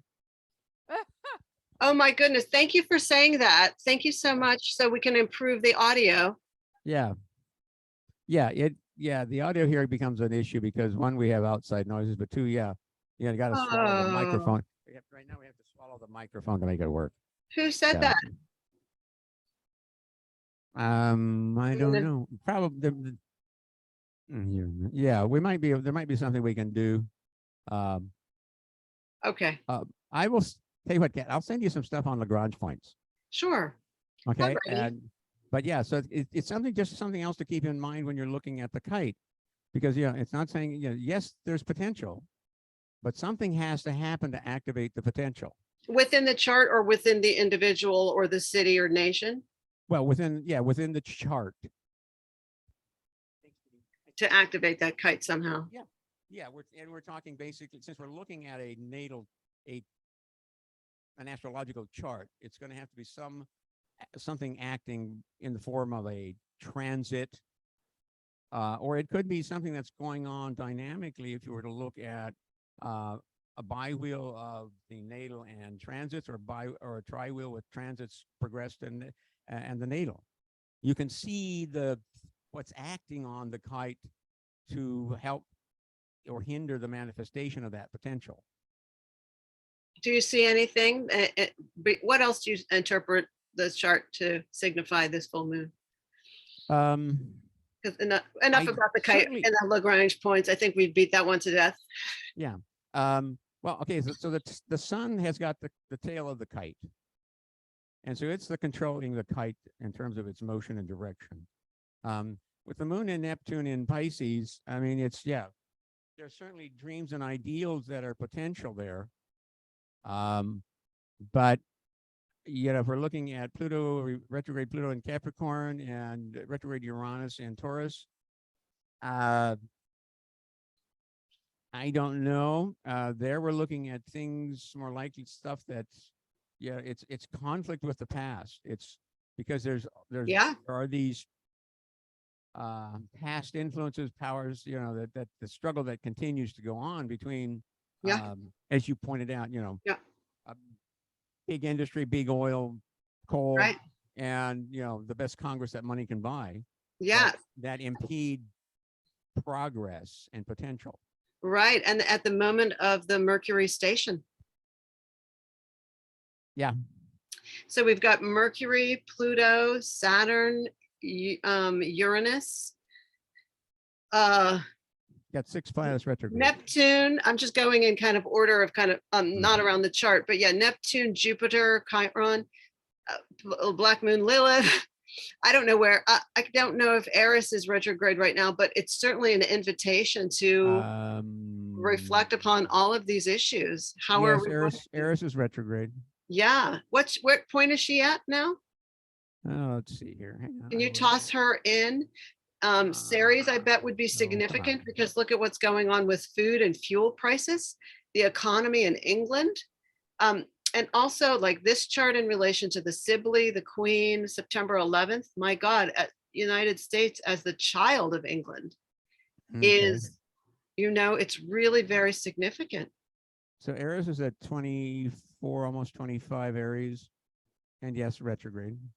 24, 25 Aries in retrograde. Yeah. So it's been in this dance with Saturn all year. Yeah, it's been retrograde for quite a while. Yeah. I think there's I like mean, a 500 some year cycle. right. The reality is, and not only that, but Mars is in its shadow. Mhm. So Venus is the only planet that can go retrograde that is not retrograde and not in its shadow. She's direct, right? Yeah, she is direct and she's not in a shadow. But because everybody else is either Yeah. retrograde or in the case of Mars, it's in their shadow already. And this whole Mars thing is going to run into March of next year. And Mars is going out of bounds. Tell So Mars just will to be- include people on what this Mars thing is. It's like a 7-month retrograde cycle of Mars and Gemini, everyone, just to include people that are right, Jim? Yeah. Yes. And Mars will be out of bounds for most of it, for all of its retrograde portion of it. It will be out of bounds. Until March of 2023 or something like this. Yeah. I don't know. I don't have the exact date. We could March, look at our let's see, numbers. Mars goes direct in January, I think it is, but then it has to retrace its steps through Gemini. So yeah, it doesn't get out of its shadow until March, but the entire retrograde period is going to be out of bounds. So it's interesting that here I am playing Venus and Virgo. Right? I mean, I'm just like playing that, we could think about everybody in the room as playing out an archetype in the chart at the moment. Yeah. I'm Venus talking about Virgo critical details about how we're going to sort out the wheat from the chaff here on planet Earth in Virgo season. Yeah, it And can then be a challenge. Yeah, and then there's going to be a Venus. Is there oh no, there's a Mercury Sun conjunction. I'm trying to remember what the conjunction. I thought there was Venus. Yeah, there's an interior conjunction like an hour after the sun goes into Libra. The interior conjunction between Sun Mercury. I've used this whole Mercury shadow period to vacation and travel and get out of the heat. What have you been doing? What's everybody doing? I've been getting out of the heat by staying indoors and keeping the house dark in the daytime and staying up watching TV at night and sleeping in the daytime. We went into vampire mode. Yeah. Avoiding the sun. For everyone else, Danielle, what about you? This is August 20th to September 10th was the shadow period of Mercury shadow period approach. Do you care to share? A little bit. Also, I just need to make a quick, just so that you have awareness.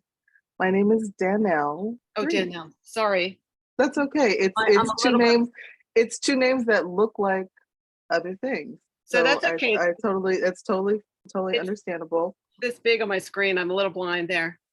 That's okay. Danielle, thank you for the correction.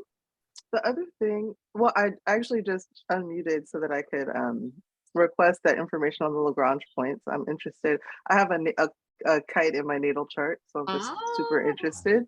But in this last period, I mean, shadow periods and Mercury retrogrades, I'm born with Mercury retrograde and like 5 or 6 planets retrograde. Yeah. So so I actually coast through these times. It's typically coming like when Mercury is direct that I'm having trouble. Yeah. Okay. Yeah, I get that. And it's beautiful though to just use those 3 times a year. It's 3 months or more shadow period. It's maybe 4 months of the year where the Mercury shadow. Right, Jim? Yeah. Yeah, it's a good time for reflection. Yeah. For particularly with if you do any kind of writing projects or if you're mentally involved in stuff, it's a good time for kind of like a mental house clearing. Yeah, physical house clearing. Well, it's Virgo season, yeah. Yeah, meditate, write, journal, things like that. There's all kinds of things that it's good for. Well, it- Retrogrades are good for finishing things that you started that you haven't gotten back to for a while. Right. And with Mercury in Libra, Mercury is answering to, well, they're answering to one another, right? Venus and Mercury in conversation with one another Yeah, they are currently in yeah, mutual reception. mutual reception currently. Yeah. But then they will At move the- into their own sign. So right after, yes, right after Mercury moves into Virgo, it will have what we would consider a conjunction with Venus, and then Venus moves into Libra. So then they're in their own signs. Right. But That's that, very interesting. yeah, but that conjunction is, to me, it's more like an opposition because they're on opposite sides of the sun. Oh, are Venus and Mercury going to have a conjunction then? Did you say? Yeah. What Yes, day is that? they're, Where's my ephemeris? I don't have it handy. I think like December or October 2nd or something, or 1st, or no, let's see. Hang on, it's let me take a look at my slideshow. I've got it in here. Oh, really? That's interesting. It's just, I'm just thinking about the moment. How are we all doing? Europe is burning down. Things are changing. The United States is going to have a very intense November election in November. We're feeling the September 26th. September 26th. Yeah, it's coming up. September Mhm. 26th. Okay. Right. But because Mercury is retrograde, it's moving between the sun and the earth, while Yeah. Venus is direct, it's going around on the far side of the sun.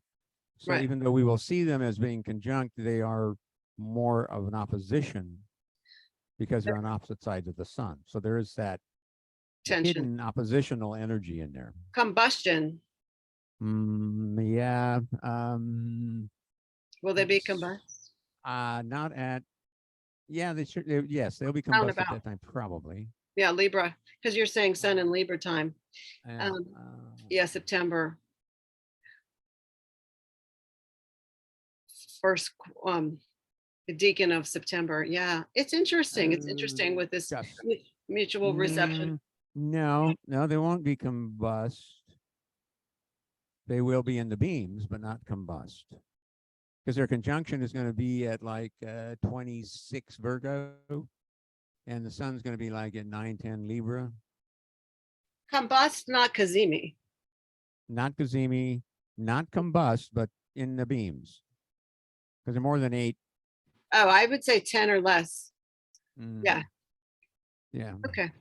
But even then, it's going to be they'll be over 10 degrees from the sun, Okay. possibly, probably. Let's see.